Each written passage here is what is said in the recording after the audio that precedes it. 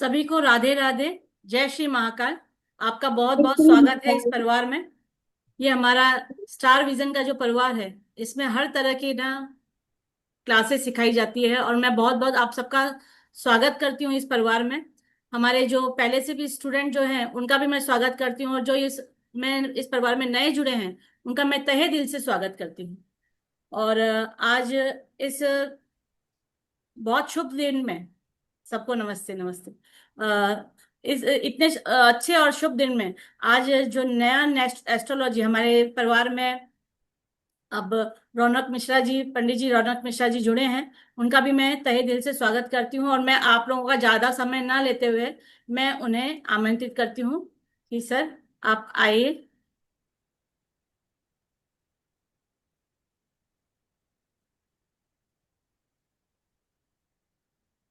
एक मिनट।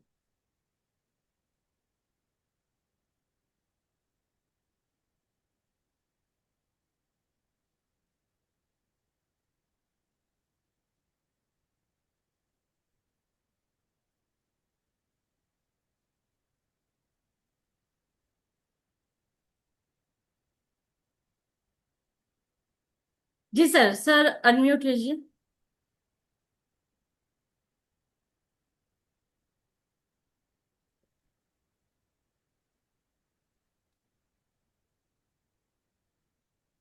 मैं रौनक जी का ना तहे दिल से शुक्रिया अदा भी करना चाहूंगी कि इनकी इतनी कम एज में इन्होंने बहुत नॉलेज, इतना नॉलेज लिया है कि आप इनकी बातें सुन के इनका जो प्रिडिक्शन का तरीका देखकर आप खुद इनसे बहुत इम्प्रेस हो जाएंगे कि इतने कम एज में इन्होंने बहुत अच्छी तरीके से इन्होंने सब हैंडल किया हुआ है, और बहुत ही बढ़िया तरीके से ये अपनी एस्ट्रोलॉजी पूरी समझाते हैं, सिखाते हैं। और पिछले 11 साल हो गए इनको हमारे साथ जुड़े हुए, और प्लस साथ में।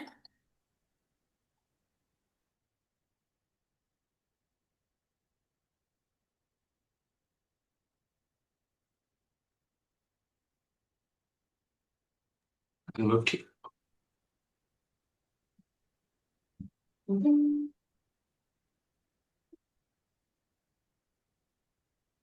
जय श्री महाकाल एवरीवन, राधे राधे सभी को। कैसे हैं आप सभी लोग? राधे राधे राधे।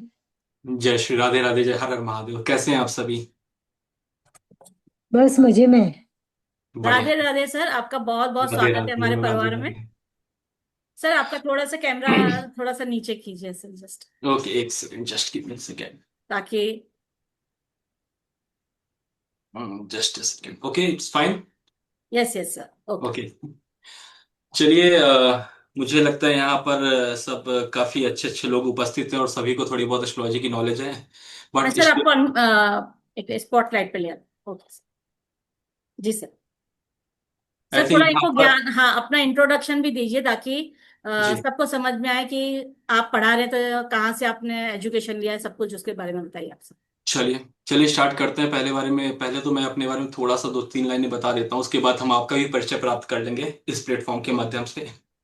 देखिए, मेरा नाम रौनक मिश्रा है और मैं कानपुर से बिलोंग करता हूँ। फिलहाल मेरी ज्योतिष जर्नी, जैसे सबको एक क्यूरियोसिटी होती है स्टार्ट करने की कि भाई मेरे प्लेनेट किस तरीके से बैठे हैं, मेरी रेखाएं कैसे काम करती हैं, वैसे मेरी भी क्यूरियोसिटी स्टार्ट हुई।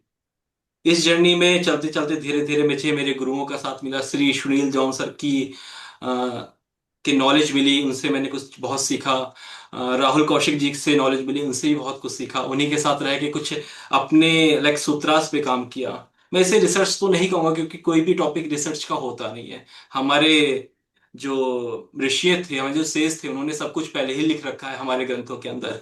शायद हमारी नॉलेज उतनी कम होती है कि हम उसको पढ़ नहीं पाते या समझ नहीं पाते, और फिर हम उसको अपनी रिसर्च करने लगते हैं। Nothing is kind of research. Research कुछ भी नहीं होता है, ऑलरेडी सब कुछ रिटर्न होता है। बट हम कितनी गहराई तक डुबकी लगा के कौन सा मोती चुरा के लाते हैं, ये डिपेंड करता है। तो मेरी इस जर्नी में सुनील जॉन सर, सात्विक सर, राहुल कौशिक सर, इन लोगों का साथ रहा, जिसकी वजह से जो कुछ ही आज मेरे पास नॉलेज है मैं आपके साथ आज शेयर करूंगा। इन 2 दिन के सेमिनार में मैं आपको बेसिक से स्टार्ट करूंगा, फ्रॉम वेरी बेसिक्स, और एडवांस तक जाने की कोशिश करेंगे। I can give you guarantee कि यहाँ से सीखने के बाद, 2 दिन का सेमिनार करने के बाद, you guys will able to learn your horoscope. आप अपने हॉरोस्कोप को पढ़ना सीख जाएंगे, कहाँ पर कमी है, कहाँ पर पॉजिटिविटी है आपके चार्ट में, वो सब कुछ आपको क्लियर कट नजर आने लगेगी। चलिए स्टार्ट करते हैं आप सभी से। और मैं पहले जानना चाहूंगा, प्लीज अगर आप लोग म्यूट हैं तो आप कमेंट में बता सकते हैं कि यहाँ पर एस्ट्रोलॉजी की किसको कितनी नॉलेज है, थोड़ा बहुत आइडिया है, कहाँ से बिलोंग करते हैं, और कहाँ से आपने ज्योतिष सीखा है, वो अगर बताना चाहे तो बता दीजिए, मुझे भी अच्छा लगेगा, तो मैं आपके साथ कोऑपरेट कर पाऊंगा उस तरीके से। प्लीज एवरीवन, अगर आप बताना चाहें तो बता दीजिए कमेंट के अंदर प्लीज। ज्योतिष की किसी को नॉलेज है ओके, कमल जी नो नॉलेज, वेरी गुड। मुझे ऐसे ही लोग हमें चाहिए जिनके पास नॉलेज ना हो, कम से कम। गोरा कागज होता है ना, उसमें लिखना आसान होता है, कागज भरा हो तो उसको रब करना मुश्किल पड़ जाता है। और बाकी सभी को। आप हैंड रेस कीजिए तो मैं अनम्यूट कर सकती हूँ उनको। Yes yes. बेसिक और एडवांस दोनों किया है। ओके ओके, वो वेरी नाइस। वीरेंद्र सर के पास से। बहुत ही बढ़िया। और बाकी किसी को थोड़ी बहुत एनी आइडियाज? तेज जी हैं। यस तेज मैम बताइए। मैम अनम्यूट करिए तेज मैम को। तेज जी अनम्यूट कीजिए अपने आप को आप। Okay, R S G basic, okay very nice. हाँ जी करें। Good evening sir. Good evening ma'am. Sir I am from Zirakpur जी पंजाब। जी। हाँ जी, मैंने वेलकम। वैदिक न्यूमरोलॉजी किया है फ्रॉम मिस्टर रोहित गडकरी। जी बहुत एंड बढ़िया। I have attended a lot of webinars on astrology and BNN and also mystical numerology. So चलिए, आपको इतनी नॉलेज है तो मैं थोड़ा सा आपको बेस बता दूं कि किसी भी ज्योतिष का आधार वैदिक है। आप कोई भी ज्योतिष पढ़ते हैं, अगर हम बीनन की बात करते हैं या केपी की बात करते हैं, तो आधार कहीं ना कहीं वैदिक में छुपा हुआ है, वैदिक के अंदर वो सब कुछ है। इसीलिए मैं वैदिक के कुछ चुने हुए सूत्रास आज आपके सामने शेयर करूंगा, कुछ बेसिक नियम आपको बताऊंगा, जिससे शायद जो आपने पढ़ा है ना उसमें और ब्रशअप हो सके और अच्छे से आप उसको गेन कर सकेंगी। that's एंड really मुझे going to मौका be मिला है आप लोग साथ इतने नॉलेजेबल पर्सन बैठे हैं, उनके साथ बात करने का, उनको सिखाने का, उनसे कुछ सीखने का। बिकॉज ज्योतिष की यात्रा ऐसी होती है, कोई ये कह दे कि मैं परफेक्ट हूं तो परफेक्ट कोई नहीं होता ज्योतिष की फील्ड में। Right, I think so. और दूसरी चीज है कि ज्योतिष एक जन्म की यात्रा ही नहीं है। It's you will carry it from very past life, और अगले नेक्स्ट बर्थ तक इसको कैरी करके लेके जाते हैं। जो मैंने अपने गुरुओं से सीखा है वही मैं आज आपको सिखाने की कोशिश करूंगा और बताने की कोशिश करूंगा। चलिए, मुझे सभी के कमेंट आ गए, थोड़ी बहुत कुछ लोगों को नॉलेज है, कुछ को केपी की नॉलेज है, कुछ को बेसिक की नॉलेज है, किसी को नो नॉलेज है, कोई बात नहीं, हम लोग बहुत बेसिक से स्टार्ट करते हैं और सेमिनार को स्टार्ट करते टाइम वेस्ट नहीं करते हैं। Let's start our seminar today. Start करने से पहले मेरी आप सभी से रिक्वेस्ट है कि अपने ईष्ट का ध्यान जरूर कर लें, क्योंकि ज्योतिष में अगर आप ईष्ट को नहीं याद करते तो ज्ञान मिलना अध्यात्म का बहुत मुश्किल पड़ जाता है। तो सब लोग म्यूट हो जाइए और अपने ईष्ट का ध्यान करके हम लोग सेशन को स्टार्ट करते हैं। शीघ्राधिपतये नमः, कालेश्वराय नमः। ओम गंग गणपते नमः। ओम गंग गणपते नमः। ओम गंग गणपते नमः। जय जय श्री महाकाल, हर हर महादेव, हर हर महादेव। चलिए स्टार्ट करते हैं।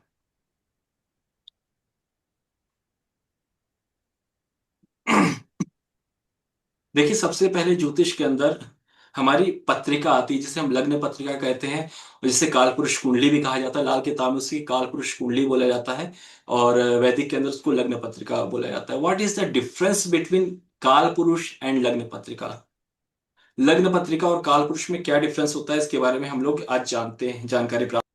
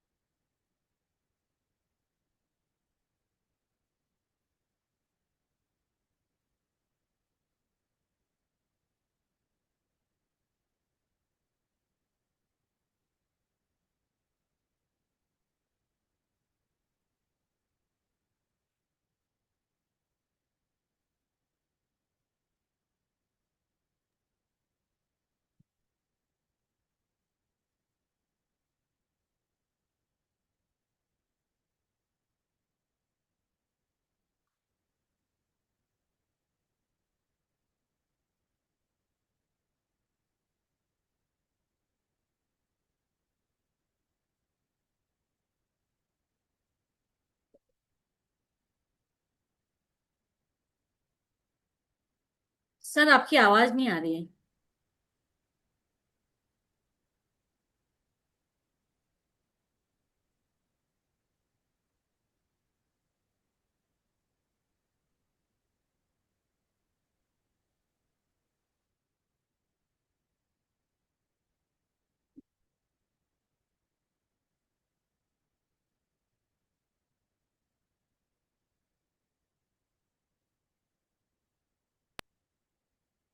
सॉरी फॉर डिस्टरबेंस, शायद थोड़ा सा डिस्टर्ब हो गया था सेमिनार। चलिए आगे स्टार्ट करते हैं।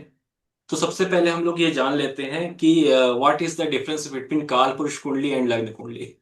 अब काल पुरुष को समझना क्यों इंपॉर्टेंट है, वो चीज को मैं आपको बता दूं कि कुंडली में ना 12 घर होते हैं, 12 हाउसेस होते हैं। वो हाउसेस हमेशा फिक्स रहते हैं, और हर एक हाउस में किसी ना किसी राशि की, आपकी लग्न पत्रिका में किसी ना किसी राशि की एनर्जी मूव करती रहती है।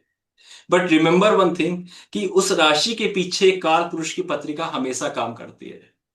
जैसे काल पुरुष की पत्रिका क्या होती है, let me explain you, just give me a second.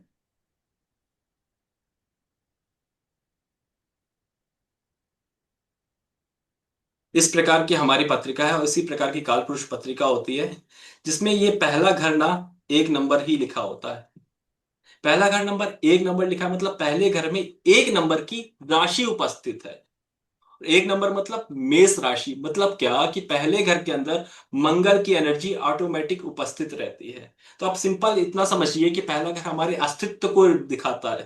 तो मंगल अस्तित्व का कारक बना कि नहीं बना, हमारी इस दुनिया में आने का कारण मंगल बन जाता है। मार्स, जो मार्स प्लेनेट है, वो पहले घर को रूल करता है, पहले घर के अंदर उसकी एनर्जी उपस्थित होती है, राइट।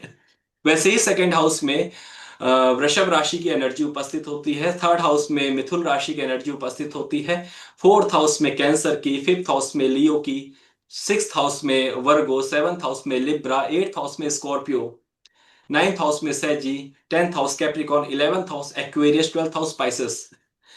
ये 12 राशियां कुंडली के 1 से लेके 12 हाउसेस के अंदर अपनी एनर्जी को पहले से फ्लो कर रही होती है। दिस इज कॉल्ड काल पुरुष कुंडली, राइट एवरीवन।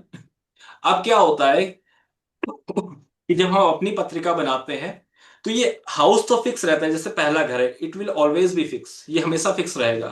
बट यहाँ नंबर कुछ भी आ सकता है, जैसे कि यहाँ पर 5 नंबर आ गया ना। क्लियर। अब हम इसको कैसे कोरिलेट करेंगे, कि पहले घर के अंदर 5 नंबर की राशि आ गई।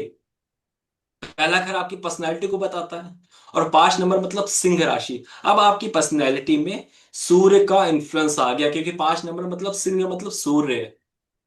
इसका रूलर कौन होता है, सन होता है। हमने क्या डिकोड कर लिया, कि पहले घर के अंदर मंगल की एनर्जी उपस्थित थी, वहां सूर्य आ गया, हमारी पर्सनैलिटी पे अब मार्स प्लस सन दोनों का इन्फ्लुएंस आने वाला है, क्योंकि सूर्य की राशि ने आके वहां पर अपना इन्फ्लुएंस दे दिया। राइट एवरीवन, क्लियर हुआ इस चीज को। तो हमेशा याद रखिएगा, जब भी हम किसी चार्ट को डिकोड करते हैं, तो हमें यह नहीं भूलना है कि बैकएंड पे काल पुरुष कुंडली काम कर रही है।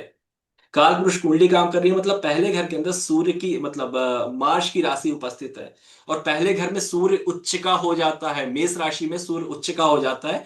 ये अगर किसी को नहीं पता है तो नोट कर ले, बाकी बेसिक जानकारी ये सबको पता होती है। पहले घर में सूर्य उच्च का हो गया, मतलब कि पहले घर के अंदर मंगल के साथ साथ सूर्य की एनर्जी है, और सूर्य की राशि आ गई। अब आप इसको ये समझ लीजिए, मार्स था, एक नया फ्लेवर डाल दिया, और अगर कोई प्लेनेट बैठा हो तो उसका भी फ्लेवर आ गया। तो वो सब्जी आपको बन के मिलेगी। जैसे जैसे उसमें मसाले आप ऐड करते जाओगे ना, वैसी ग्रेवी आपकी तैयार हो जाती है।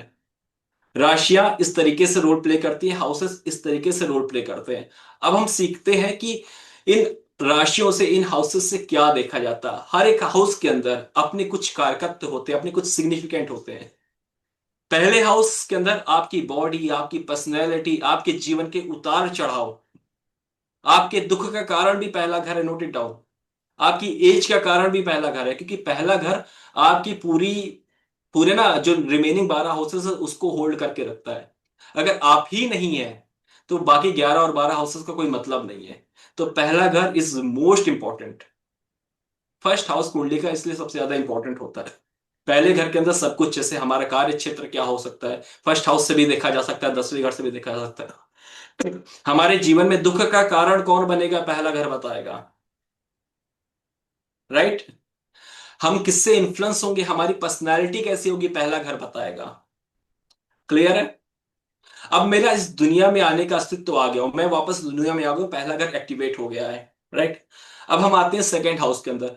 और सिंपल सा अगर आप काल पुरुष के हिसाब से देखेंगे तो पहला घर आपके ये जो इतना फेस है ना पीछे वाला एरिया, ये स्कल, वो पहला घर है। अब हम आते हैं सेकेंड हाउस की तरफ। सेकेंड हाउस हमारा रिमेनिंग फेस बच जाता है और थ्रोट का कुछ एरिया आ जाता है।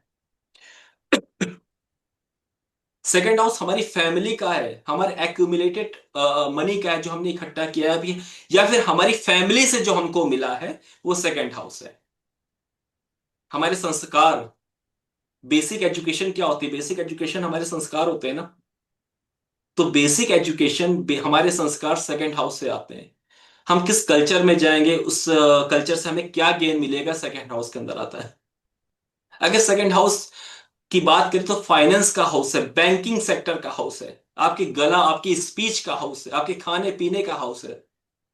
ये ऑलरेडी मैंने नीचे पीडीएफ में लिख रखा है, वो भी मैं दिखा दूंगा, बट अभी ना मैं ओरली आपको समझाने की कोशिश कर रहा हूं, बाकी हम अभी डीप में जाएंगे। कंप्यूटर साइंस सेकेंड हाउस से देखी जाती है। Economics, management, finance second house से देखा जाता है। अब इकोनॉमिक्स क्यों? सेकेंड हाउस फाइनेंस का है, बैंकिंग सेक्टर का है, इकोनॉमिक की एजुकेशन। अब देखिए, किसी का पांचवा घर का स्वामी अगर सेकेंड हाउस में बैठ गया, पांचवा house is what, like your education. Second house banking sector, management. तो ऐसा व्यक्ति इकोनॉमिक्स की एजुकेशन ले सकता है ना। मैंने क्या बोला? सेकेंड हाउस फाइनेंस, पांचवा घर एजुकेशन, दोनों का आपस में कनेक्शन हो गया तो बैंकिंग एजुकेशन आ गया या फाइनेंस एजुकेशन आ गया। Clear everyone? यस और नो? राइट। Yes, चलो, yes. अब हम थोड़ा सा और समझने का प्रयास करते हैं कुंडली को कैसे डिकोड करें। मैंने ऑलरेडी लिख रखा है बट स्टिल मैं आपको समझा देता हूं। देखिए क्या होता है कि हमेशा याद रखिए, पहला घर है। यहां पर जैसे कि एक नंबर लिखा है, आपके चार्ट में कुछ भी लिखा हो सकता है, जैसे कि इस चार्ट में यहां पर 5 नंबर लिखा है, हम उसको कैसे डिकोड करेंगे? पहले घर में 5 नंबर की राशि आके पड़ी हुई है। राइट। पहले घर में 5 नंबर की राशि आके पड़ी हुई है, यानी कि ये व्यक्ति के अंदर सिंह राशि के गुण हैं, प्लस मंगल की एनर्जी तो काम कर रही थी। राइट है। इसी प्रकार दूसरे घर में 6 नंबर की राशि पड़ी हुई है, दूसरा घर फाइनेंस और फैमिली के लिए होता है। अब उसमें 6 नंबर की राशि के भी गुणधर्म सेकंड हाउस के अंदर आ जाएंगे। दोनों को अब आपको मर्ज करना है। हमें पता है सेकंड हाउस फाइनेंस, फैमिली और परिवार का है, उसमें 6 नंबर की क्वालिटीज आपको ऐड कर देनी है। Clear everyone? चलो, इसी प्रकार आगे बढ़ते हुए आपको और समझाता हूं कि कुंडली में कैसे किस चीज को पढ़ा जाता है। अब देखिए, कुंडली में कुछ अपनी डायरेक्शंस होती हैं। कुंडली का जो पहला घर होता है ना, ईस्ट डायरेक्शन को शो करता है। First house represent east direction. तो आप देखोगे जिसका भी जन्म मॉर्निंग टाइम पे हुआ है, उनका सूर्य पहले घर में दिख जाएगा। उसका रीजन क्या है? सूर्य, सन राइसेस फ्रॉम द ईस्ट। जन्म के समय अगर मॉर्निंग टाइम में, तो सूर्य आपको फर्स्ट हाउस में दिखेगा। Clear everyone? या तो फर्स्ट हाउस में दिखेगा, सेकंड हाउस में दिखेगा, या तो 12th हाउस में दिखेगा। ये जो 3 हाउसेस होते हैं, ये सूर्य उदय के टाइम के आसपास होते हैं। अगर किसी का जन्म शाम के टाइम हो रहा है, मतलब सूर्य अस्त हो रहा है, तो उसका सूर्य आपको 7th हाउस में दिखेगा। सूर्य ईस्ट से निकलता है और वेस्ट में चला जाता है। आप प्लैनेट को पकड़ना सीखिए। जैसे कि अगर कोई आपके पास मिलने आया, उसने बोला मेरा जन्म शाम को हुआ, तो आपको थोड़ा सा आइडिया होना चाहिए, इसका सूर्य यहाँ पर है और 1990 में अगर जन्म हुआ तो जुपिटर इस साइन में होना चाहिए, सूर्य इस साइन में होना चाहिए, थोड़ा बहुत आइडिया होना चाहिए। या कैसे पता चलेगा? ये बेसिक बेसिक चीजों से पता चलेगा। राइट। कि मॉर्निंग टाइम का जन्म है तो सूर्य आपका लगन के आसपास दिख रहा होगा, इवनिंग टाइम का जन्म है तो सूर्य आपका 7th हाउस के आसपास दिख रहा होगा। क्लियर? वैसे ही जैसे कि आप इस चार्ट में देख रहे हो, फर्स्ट हाउस ईस्ट डायरेक्शन, पांचवा घर ईस्ट डायरेक्शन और नवा घर ईस्ट डायरेक्शन। मतलब ये जो त्रिकोणीय हाउस होते हैं ना, इनकी डायरेक्शन ईस्ट होती है। क्लियर? ये त्रिकोणीय हाउस है, इनकी डायरेक्शन ईस्ट होती है। इसी प्रकार सेकंड हाउस साउथ डायरेक्शन, इससे 5 घर आगे बढ़ गए तो 6th हाउस आ गया, ये भी साउथ डायरेक्शन। इससे 5 घर आगे बढ़ गए तो 10th हाउस आ गया, ये भी साउथ डायरेक्शन। हमने क्या समझा? 1 नंबर, 5 नंबर और 9 नंबर, इनकी डायरेक्शन क्या है? ईस्ट। 2 नंबर, 6 नंबर और 10 नंबर, इनकी डायरेक्शन क्या है? साउथ। 3 नंबर, 7 नंबर, 11 नंबर, इनकी डायरेक्शन क्या है? वेस्ट। 4 नंबर, 8 नंबर, 12 नंबर, इनकी डायरेक्शन क्या है? नॉर्थ। हमने क्या सीखा? 1, 5, 9, 2, 6, 10, 3, 7, 11, 4, 8, 12, सिंपल। बस 5 5 के डिफरेंस में आपको हाउसेस पकड़ लेने हैं। पहला पहला house east direction, second house south, third house west, fourth house north. इसी के अकॉर्डिंग 5 घर आगे बढ़ेंगे तो उसकी डायरेक्शन सेम हो जाएगी। Clear everyone? चलो, अब आपको राशियों के बारे में थोड़ी सी हम जानकारी दे देते हैं। देखिए, हमारे ना 9 प्लेनेट होते हैं और 9 प्लेनेट के अंदर 12 राशियां होती हैं। इतना तो बेसिक सबको पता होगा कि 9 प्लेनेट है और 12 राशियां हैं हमारी, राइट? अब इन 9 प्लेनेट की अगर मैं बात करता हूं ना, तो कुंडली के अंदर जो मेष राशि होती है ना, एरीज साइन, वो मंगल द्वारा होल्ड होती है। क्योंकि मैंने क्या बोला, मंगल आपके देह का कारण बनता है। मंगल एफिलिक्टेड होगा तो बॉडी पे चोट लगेगी। मंगल इसीलिए कहा गया ना, मंगल अफ्लिक्शन में आएगा, मंगल राहु केतु एक्सेस में आएगा, एक्सीडेंट, चोट, सर्जरी। वाई? मंगल ही तो देह का कारण है। और 8वां स्थान जो होता है ना हमारा, वो मृत्यु स्थान होता है और मंगल ही मुक्ति का कारक है। तो पहले नंबर हाउस में मार्स की एनर्जी एरीज आ रही है, 8 नंबर हाउस में स्कॉर्पियो की एनर्जी आ रही है। इन इन दोनों के स्वामी कौन बना? मार्स बना। Right everyone? ओके। ऐसे ही क्या है, देखिए ये सेकंड हाउस में आपके फाइनेंस को रिप्रेजेंट करता है, आपकी स्पीच को रिप्रेजेंट करता है। स्पीच तो भाई मधुर होनी चाहिए ना, पैसा सबके पास होना चाहिए ना। और 7 नंबर हाउस आपके रिलेशनशिप को रिप्रेजेंट करता है। तो इन दोनों घर का जो स्वामी बना, that is Venus. Second house वृषभ राशि, सेवंथ हाउस तुला राशि। वीनस दोनों चीज को होल्ड करता है, पैसे को भी होल्ड करता है और आपके रिलेशनशिप को भी होल्ड करता है, राइट? इसी प्रकार कुंडली में जो तीसरा नंबर हाउस होता है और 6 नंबर हाउस, थर्ड नंबर और 6th नंबर। थर्ड नंबर क्या है? ये ना मिथुन राशि है, कंपटीशन की, डॉक्यूमेंटेशंस। और मरकरी को हम कंपटीशन और डॉक्यूमेंटेशन से जोड़ सकते हैं, राइट? छठा घर भी डॉक्यूमेंट कंपटीशन का होता है। तो मरकरी एक स्किलफुल प्लेनेट है। आप किसी भी कंपटीशन में जाते हैं तो आपके पास स्किल्स होनी चाहिए उसको पास करने के लिए। अगर आप मैच भी खेलने जा रहे हैं, मैच में कंपटीशन लगा है और आपके अंदर स्किल्स नहीं है, तो मैच नहीं जीत पाओगे। Third house creativity, 6th house competition. तो दोनों के अंडर मरकरी का अधिकार है। मतलब मिथुन राशि और कन्या राशि किसके अंदर में आ गई? मरकरी के अंडर में आ गई। क्लियर? आगे बढ़ते हुए और सीखते हैं। कुंडली में चौथा घर आपकी माँ का स्थान है और चंद्रमा को माँ का कारक बोला गया है। इमोशंस, चंद्रमा चीटिंग का कारक भी होता है, वो मैं आगे बताऊंगा, बट चंद्रमा माँ का कारक है, चंद्रमा आपके इमोशंस है। और जहां पर आप ओवर इमोशनल हो गए, वहीं पर आपके साथ चीटिंग हो जाएगी। राइट? यस और नो?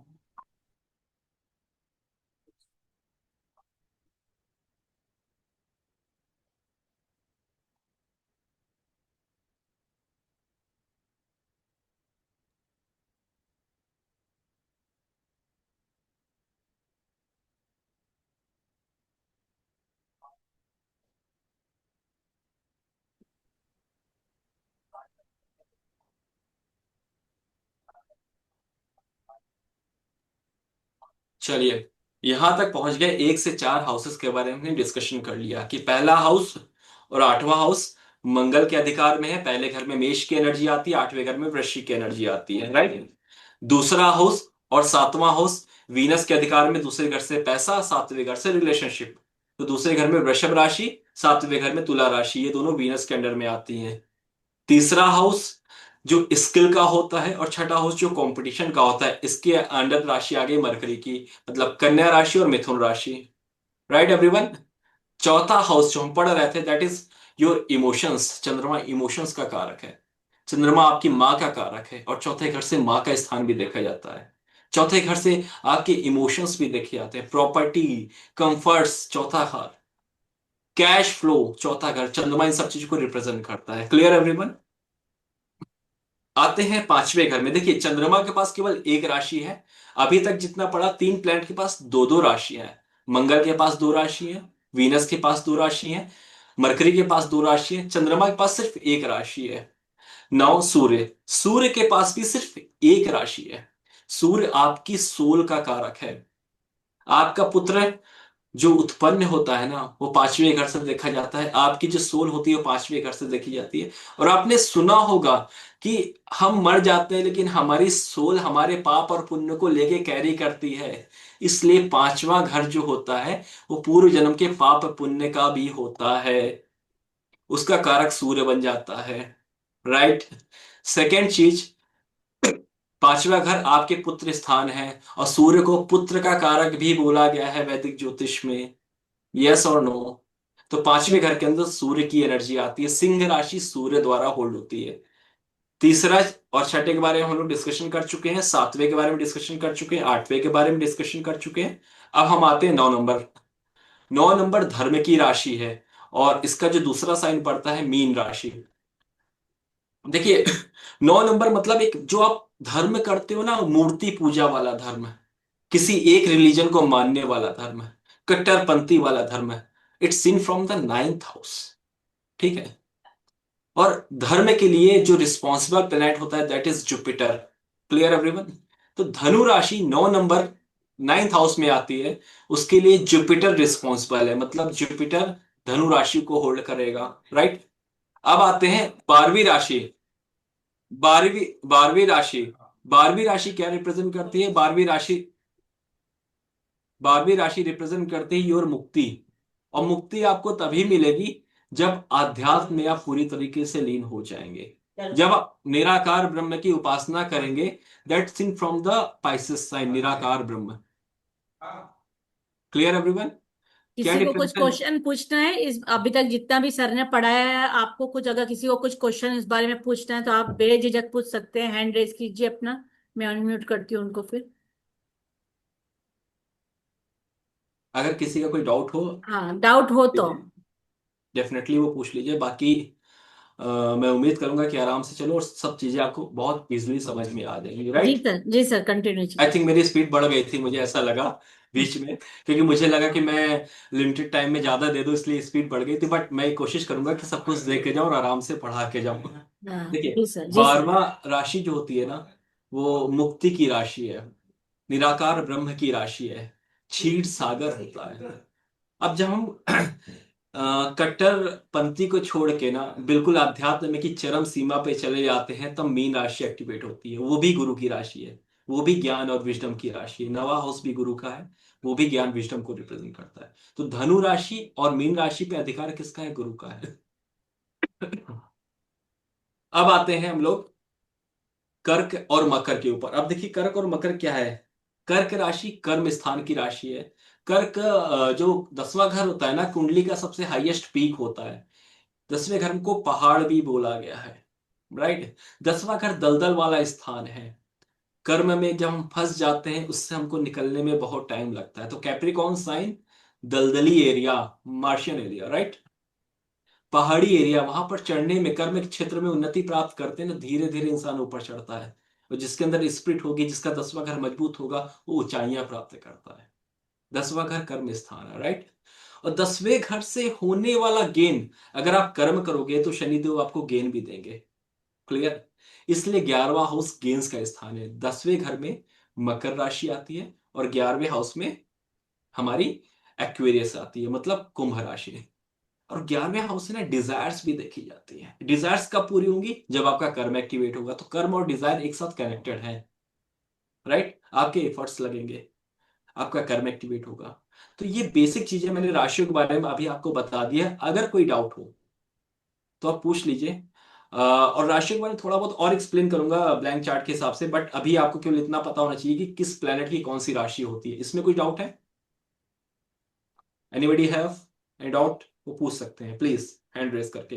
अगर नहीं है तो आगे बढ़े, ओके कर दिया जाए।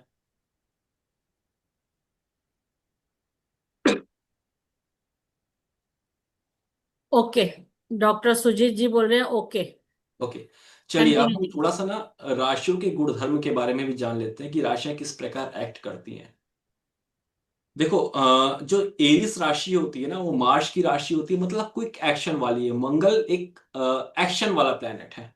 मंगल के अंदर एनर्जी है, वह जहां जाएगा वॉरियर है, वहां लड़ाई झगड़ा होगा, एक्शंस होगा। वहां पर इंतजार नहीं होता। मैंने क्या बोला? वहां पर इंतजार नहीं होता। इसको समझने के लिए मैं ऊपर वाले चार्ट पे आपको लेके चलता हूँ, उससे चीजें और आसानी से क्लियर होंगी। चलो इस चार्ट में देखते हैं ना। मार्स की राशि क्विक एक्शन को दिखाती सर है। हैंग हो गया ये, आधा दिख रहा है। एक सेकेंड, एक सेकेंड।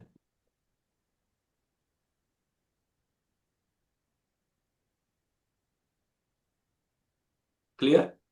नो सर, हैंग हो रहा है, अप डाउन अब नहीं हो रहा है। हाँ अभी नीचे हुआ है। अब हाँ अभी हुआ, पर ये हाफ है ये। अब फाइनल है। नहीं हाफ है, आपकी स्क्रीन हाफ आ रही है इसकी। एक सेकेंड, मैं दोबारा शेयर करता हूँ इसको।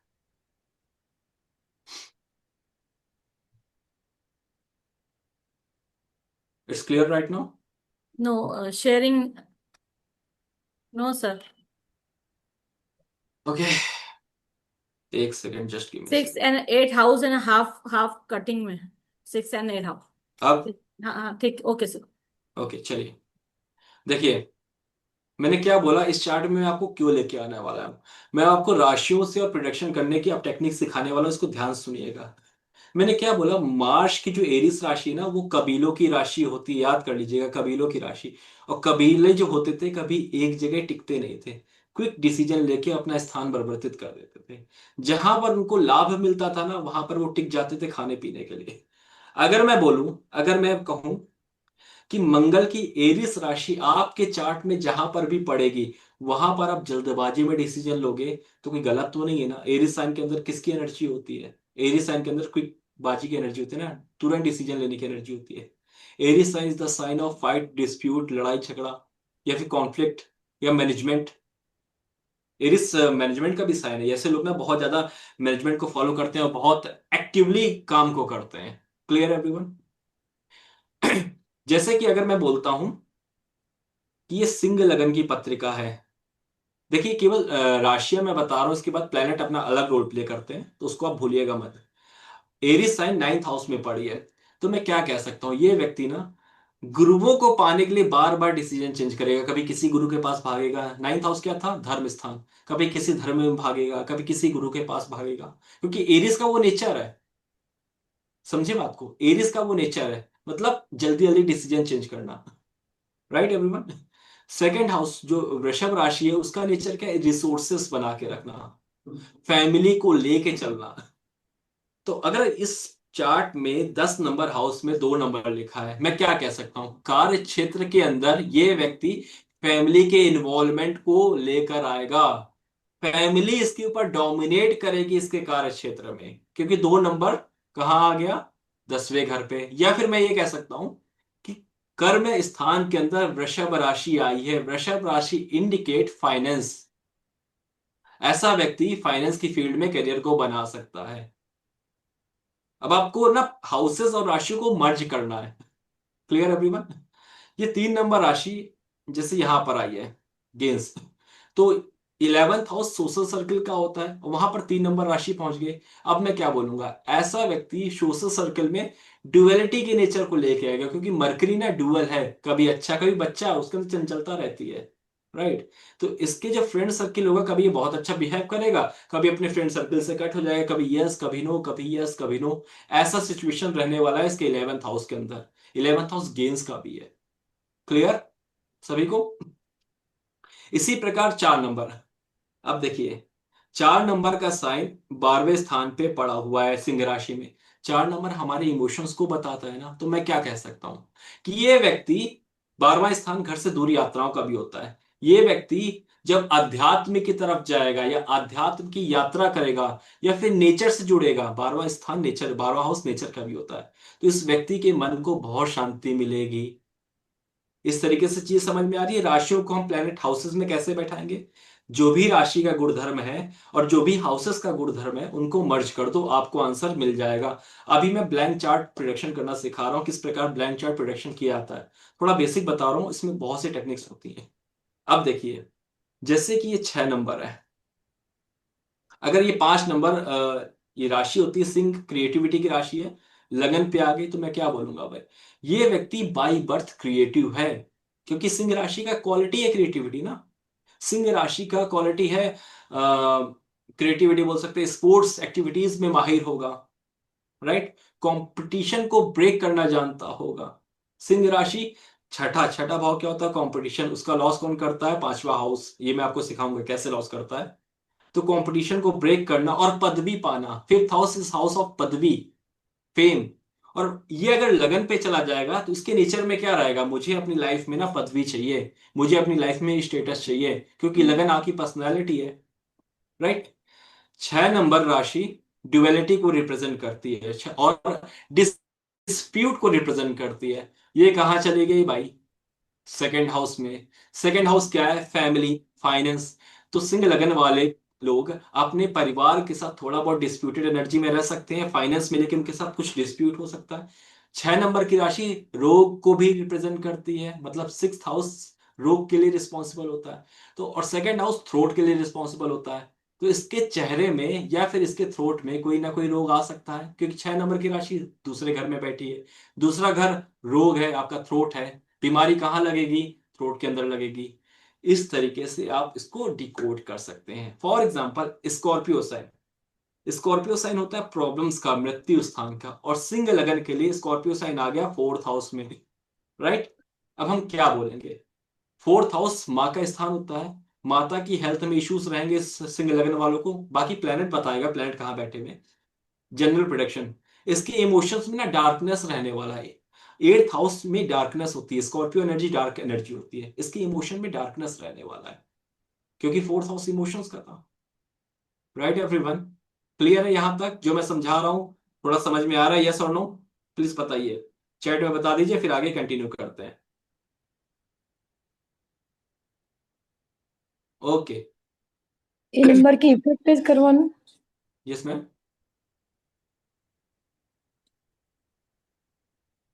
चलो आगे बढ़ते हैं।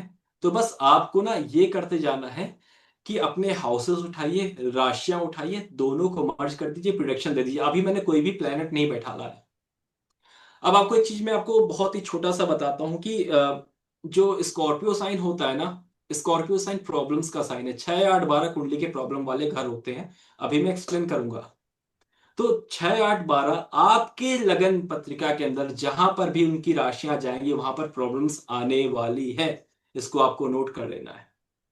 ये बेसिक आपको मैंने समझाया कि स्कॉर्पियो साइन सिंह लगन के लिए फोर्थ हाउस में आएगा। फोर्थ हाउस हमारा चेस्ट एरिया भी है, हमारे फेफड़े हैं, हार्ट अटैक आने का इश्यूज बढ़ा देगा, क्योंकि स्कॉर्पियो साइन फोर्थ हाउस में हार्ट अटैक, स्कॉर्पियो साइन मतलब प्रॉब्लम्स, फोर्थ हाउस मतलब हर्ट, दोनों को मर्ज कर दिया, हार्ट अटैक दिखा दिया। Clear everyone. चलो ये बेसिक था। अब थोड़ा सा और जानने की कोशिश करते हैं, राशियों के बारे में और पढ़ते हैं, हाउसेस के बारे में और पढ़ते हैं, फिर आपको थोड़ा सा प्रोडक्शन सिखाऊंगा आज के सेशन में। चलिए। हाँ, एक दो चीजें आपको नोट कर लेनी है। किसी भी घर से, किसी भी घर से 12वां घर उस घर की हानि करता है, और किसी भी घर से आगे वाला घर मतलब सेकंड हाउस उस घर के प्रोटेक्शन देता है। जैसे आप थे तो आपका सेकंड हाउस आपकी फैमिली हुई जो आपको प्रोटेक्शन देगी। सेकंड हाउस आपका फूड हो गया ना, खाना पीना। तो आपकी मतलब जीने का सहारा कौन है, खाना पीना ही तो है ना। फोर्थ हाउस आपकी सोल है, आपकी आत्मा है, और पांचवा घर ज्ञान का है ना। तो आपकी सोल को ज्ञान कहाँ से मिलेगा, आपकी सोल को खाना पीना कहाँ से मिलेगा, पांचवें घर से मिलेगा। इसीलिए चार्ट में चौथे हाउस के अंदर और पांचवें हाउस के अंदर शुभ प्लेनेट होने चाहिए, आपकी सोल क्लियर होगी। मैंने क्या बोला फिर से समझिए। मैंने बोला इस चार्ट में कि किसी भी हाउस से सेकंड हाउस उसका प्रोटेक्शन है, उसका फूड है, उसका फूड है खाना, और 12वां सर घर। कुंडली पूरी नहीं दिख रही है, हाफ दिख रही है यहाँ। ये इशू क्या आ रहा है, एक सेकंड। मैं दिखा दूं मेरे इसमें से। हाँ आप शेयर कर दीजिए अगर आपके पास है तो। हाँ, एक आप कंटिन्यूशन मैं वो करती हूँ बस। देखिए, मैंने बोला था किसी भी हाउस से अगर हम सेकंड की तरफ जड़ेंगे तो उसको सस्टेन करेगा, और 12वीं की तरफ जाएंगे तो उसका लॉस करेगा। ठीक है। इसको हम ये भी कह सकते हैं 12वां हाउस मुक्ति है, मतलब आपका ये पास्ट है 12वां, ये आपका प्रेजेंट है जहां पर अभी आप हो, और ये आपका फ्यूचर होगा। जो प्रेजेंट हाउस है जिसके बारे में हम देख रहे हैं वो प्रेजेंट हाउस होता है, जिस और जो उसके पिछले वाला हाउस होता है वो उस हाउस का पास्ट है, और उसका अगला वाला हाउस उस हाउस का फ्यूचर है। For example, Mahatma Gandhi ji Libra ascendant के, उनके पहले घर पे लिब्रा राशि लिखी हुई है, उनके 12वें घर में सूर्य बैठा हुआ है, तो क्या प्रोडिक्शन देंगे? इस व्यक्ति का ना, इस जातक का पूरे जन्म से ही राजनीति से या फिर राजा के क्षेत्र से कोई ना कोई कनेक्शन रहा है। किसी के 12वें घर में केतु बैठा हुआ है या फिर गुरु बैठा हुआ है, इस व्यक्ति का आध्यात्म से या फिर साधना से पूर्व जन्म का कनेक्शन है। इस तरीके से आप डिकोड कर सकते हैं अपने चार्ट को। इतना ही बेसिक बेसिक समझिए। तो इसीलिए मैंने बोला कि फोर्थ हाउस क्या होता है। फोर्थ हाउस आपकी सोल है, और आपकी सोल का खाना कौन सा है? पांचवा घर, खाना, सोल का खाना। तो ये चौथे और पांचवें में अगर शुभ प्लेनेट है, तो आपकी जो आध्यात्मिक यात्रा है, आपकी सोल की यात्रा है, आपकी आत्मा की यात्रा है, बहुत ही आसानी से आगे बढ़ेगी। चलो आगे बढ़ते हैं। सर मैं शेयर कर रही हूँ। Okay, sure.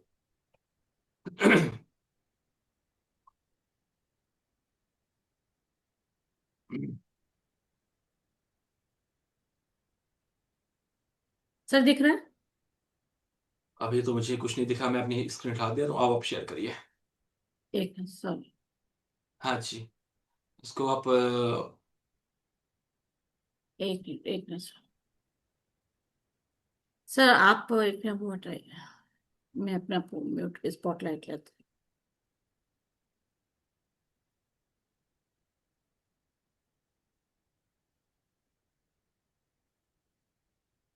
अभी तक यहाँ तक किसी को डाउट है तो आप बता दीजिए, हम लोग क्लियर करते चलेंगे। अगर किसी को कोई डाउट है जो मैंने समझाया, क्योंकि बेसिक पता है, किसी भी ज्योतिष का आधार बेसिक होता है। अगर बेसिक नहीं क्लियर है ना, तो आप ज्योतिष में बड़े बड़े सूत्रास पढ़ लीजिए, गोचर के नियम पढ़ लीजिए, ट्रांजिट पढ़ लीजिए, मृत्यु भाग पढ़ लीजिए, पुष्कर नवमांश पढ़ लीजिए, लाल किताब पढ़ लीजिए, अगर बेसिक नहीं क्लियर है ना, तो आप ज्योतिष को नहीं समझ पाएंगे। सर, दिख रहा है आपको? यस, दिख तो रहा है। जी जी। बट ये ना स्क्रीन बहुत हाफ आ रही है। हाफ हाँ आ रही चलिए, हाँ चलिए, आप मुझे बढ़ाते जाइए, मेरे मैं पढ़ इसमें लूंगा। हाँ, स्क्रीन पूरी दिख रही है सर। आप बढ़ाते जाइए, ठीक है। हाँ जी, यहीं रोक दीजिए। ओके। अब मैंने यहाँ पर कुछ पॉइंट लिखे हैं, उस पॉइंट को आप नोट कर लीजिए। मैंने अभी आपको 9 प्लैनेट में 7 प्लैनेट के बारे में तो बता दिया, मैंने राहु केतु का जिक्र नहीं किया है ना। तो आप याद कर लीजिए कि राहु इज द को रूलर ऑफ एक्वेरियस, मतलब शनि की जो एक्वेरियस या कुंभ राशि होती है उसके अंदर राहु की एनर्जी होती है।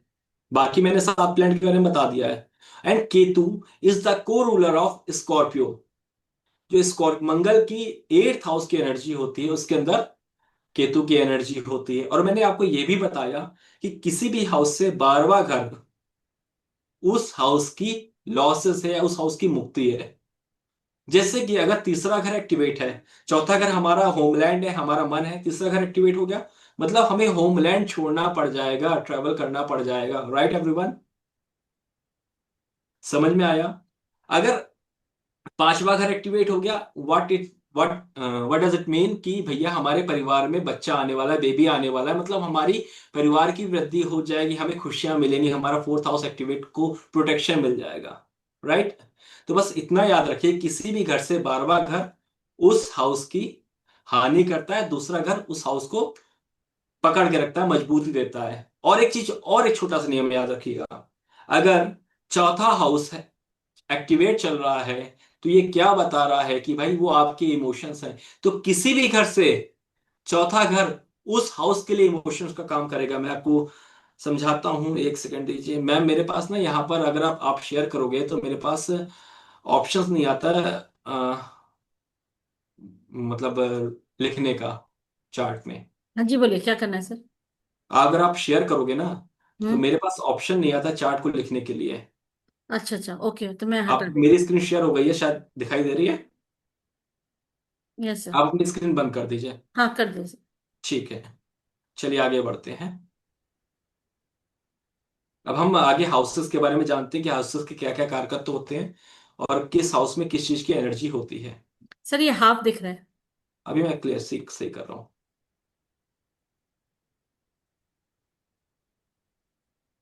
राइट? हाफ है, हाफ। स्क्रीन को नीचे कीजिए या ऊपर कीजिए। सेकेंड, क्लियर है? No sir, screen. एक second, just give me second. Sure, एक सेकंड अभी। सही है बोल रहे हैं। क्या सही आप है, सबको प्रॉपर स्क्रीन दिखाई दे रही है क्या, शेयरिंग वाली? दिख रहा है मैम, दिख रहा है सभी को। ओके। ओके, ठीक। ओके।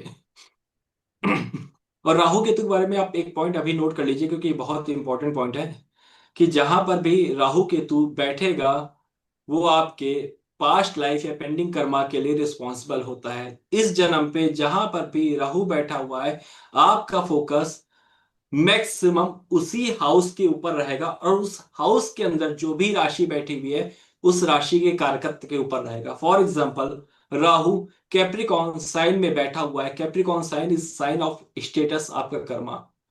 आप इस जन्म में कर्मों के पीछे भागने वाले हो, राइट? और केतु जहां पर भी बैठा हुआ है, वो बताता है कि पास्ट लाइफ में आपने अपने उस हाउस से रिलेटेड या उस राशि से रिलेटेड महारत हासिल कर रखी है। क्लियर? आप डिटैच हो जाते हो उस हाउस से। तो राहु केतु की ये चीजें आपको नोट कर लेनी है। चलो, एक पॉइंट और आप यहां नोट कर लीजिएगा, ये शायद छोटा है बट मैं आपको बता दे रहा हूं। देखिए, प्लेनेट की अपनी एक एक्टिवेशन एज होती है। प्लेनेट की अपनी एक एक्टिवेशन होती है। आपकी कुंडली में 12 हाउसेस के अंदर 9 प्लेनेट कहीं ना कहीं बैठे होंगे, और हर एक प्लेनेट की अपनी एक एक्टिवेशन एज होती है। मतलब कि क्या मैं कहना चाह रहा हूं, लेट सपोज मंगल अगर 10वें भाव पे बैठा हुआ है, तो मंगल की एक्टिवेशन एज 28।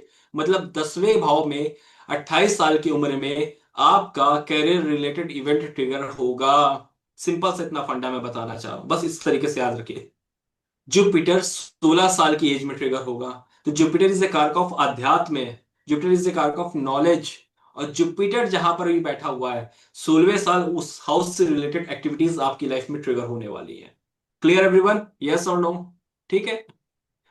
सन की जो एक्टिवेशन एज है दैट इज 22। 22 साल में सन एक्टिवेट हो जाता है। तो मतलब क्या है कि सन जहां पर भी बैठा हुआ है उस हाउस से रिलेटेड, और जिस राशि में बैठा हुआ है उस राशि से रिलेटेड आपकी लाइफ में 22 साल की एज में एक इवेंट ट्रिगर होगा।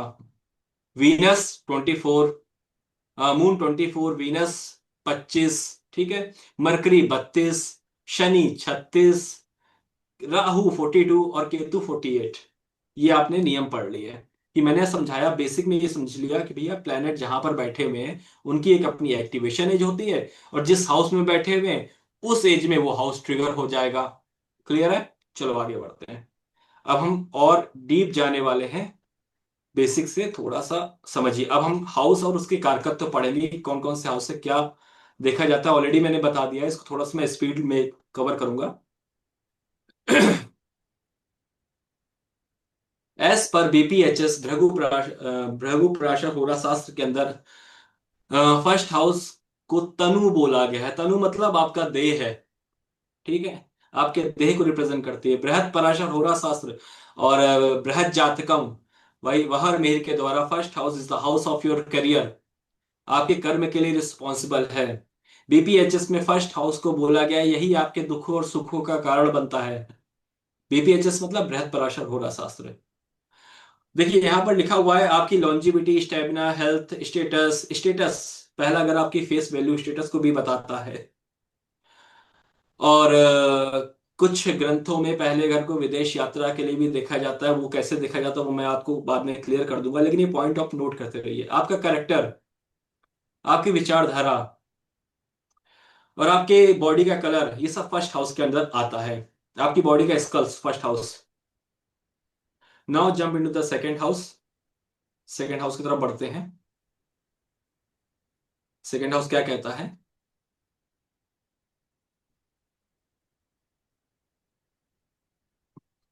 सेकंड हाउस हमारा फेस है, मतलब एग्जैक्ट फेस, थ्रोट का एरिया आ गया सेकंड हाउस के अंदर। फाइनेंशियल मैटर, फैमिली का जो फाइनेंस होगा सेकंड हाउस। हमारा फाइनेंस, स्टोरेज फाइनेंस जो हम स्टोर करके रखते हैं, सेकंड हाउस। बॉडी का लेफ्ट साइड का पार्ट है सेकंड हाउस। लेफ्ट आईज है सेकंड हाउस अगर एफ्लिक्शन में है, वहां पर निगेटिव प्लेनेट का इन्फ्लुएंस है, मंगल राहु केतु जैसे प्लेनेट बैठे हुए हैं, तो हम क्या करेंगे भाई, आपकी आंख ना बाई साइड की आंख जाने वाली है, थोड़ा बच कर रहना।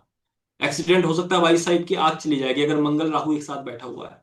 मार्स राहु से कारक ऑफ एक्सीडेंट, और सेकंड हाउस आईज है, और मार्स राहु सेकंड हाउस में बैठ गया तो आंख में चोट लगेगी ना। और वीनस शनि बैठ गया तो रेटिना चला जाएगा। वीनस जो है आपका उसका कारक है, लाइक रेटिना का कारक, और वीनस शुक्राचार्य, शुक्राचार्य का एक आंख नहीं थी, राइट। सेकंड हाउस में वीनस बैठा और अफ्लिक्शन में आ गया तो एक आंख तो जाने वाली है भाई। तो आप इस तरीके से प्रोडक्शन बनाना सीखिए। आपकी लेफ्ट आइस है, आपके जेवर हैं, जायदाद मतलब जेवर जो हमारे ऑर्नामेंट्स होते हैं वो देखा जाता है। बैंकिंग सेक्टर है, मैथमेटिक्स देखी जाती है सेकंड हाउस। अगर मुझे कोई व्यक्ति आता है पूछता है क्या एजुकेशन लेना सही रहेगा, सेकंड हाउस मजबूत है, सेकंड हाउस में कई सारे प्लेनेट बैठे हुए हैं, तो मैं कह दूंगा ना भाई इकोनॉमिक्स एजुकेशन ले लीजिए, second house economics, mathematics, computer science engineering second house. इसमें लिखा भी होगा कंप्यूटर साइंस इंजीनियरिंग। मैं देखिए पढ़ के तो नहीं बोलता हूँ, एक्चुअली पूरी चीज याद है तो वो आपको समझा रहा हूँ, इसमें लिखा होगा आगे computer science engineering. Clear. Second house खाना पीना, फूड, फूड का बिजनेस करना है, second house should be strong, moon should be strong, Venus should be strong, तो आपको फूड की तरफ लेके जाएगा। अब वीनस की बात क्यों की, क्योंकि काल पुरुष में दूसरे घर के अंदर किसकी एनर्जी आती है, वीनस, तो वीनस होना चाहिए ना अच्छा होटल मैनेजमेंट करने के लिए। अब आप कनेक्टिव डॉट कनेक्ट करिए, डॉट जब आप कनेक्ट करोगे ना तो आपको क्लियरिटी आएगी किस तरीके से प्रिडिक्शन निकल रही है। मैंने चंद्रमा क्या बोला, चंद्रमा नेचुरल खाने का कारक होता है, और खाना कहाँ बनता है, घर के अंदर बनता है, घर कहाँ होता है, फोर्थ हाउस। तो moon should be connected with second house, Venus connected with second house, second house हमारी इनकम है। क्लियर हुआ, आगे बढ़ते हैं। सर मैं आपको बीच में इंटरप्ट करूंगी। हमारा जो कोर्स आ रहा है उसके बारे में आप थोड़ा सा, मैं यहाँ से शेयर करूँ कि आप करेंगे वहां से? एक सेकंड में कोर्स का कंटेंट बता देता हूँ, बाकी तो आप बता दीजिएगा कैसा क्या सीन है। Just give me a second.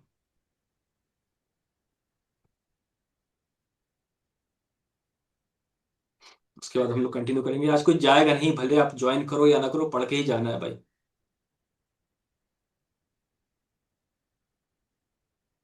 क्योंकि मैं आज आपको वो नॉलेज दूंगा जो शायद किसी फ्री वेबिनार के अंदर नहीं मिलती है और ना कोई देना चाहेगा। सर दिखाई दे रहा है? एक सेकंड, हाँ दिखाई दे रहा है बिल्कुल। एक मिनट। आप सभी को दिखाई दे रहा है क्या, ये जो स्क्रीन आई है उस पर? हाँ जी, हाँ जी, क्लियर है। एक मिनट से।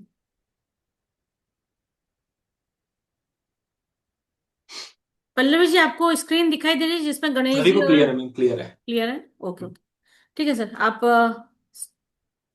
आप स्क्रॉल करते जाइए, तेज मैम को नहीं आ रहा है कुछ, थोड़ा हाँ। नीचे लाइए मैम, थोड़ा और नेक्स्ट पेज लाइए, मैं क्लियर करता हूँ चीज़ों को।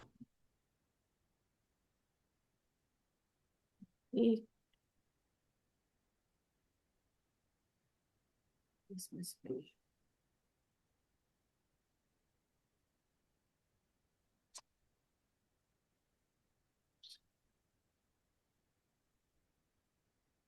देखिए फिर आने वाले कोर्सेज के अंदर हम कुछ टॉपिक ये कवर ये जो करेंगे। सर का कोर्स आ रहा है उसके ये टॉपिक्स हैं कि क्या क्या इस टॉपिक्स में सर है ना कवर करने वाले हैं, और किस हिसाब से ये आपको ये जो एस्ट्रोलॉजी है, प्रिडिक्शन एस्ट्रोलॉजी कैसे कराई जाएगी, सर उसके बारे में जानकारी दीजिए आप।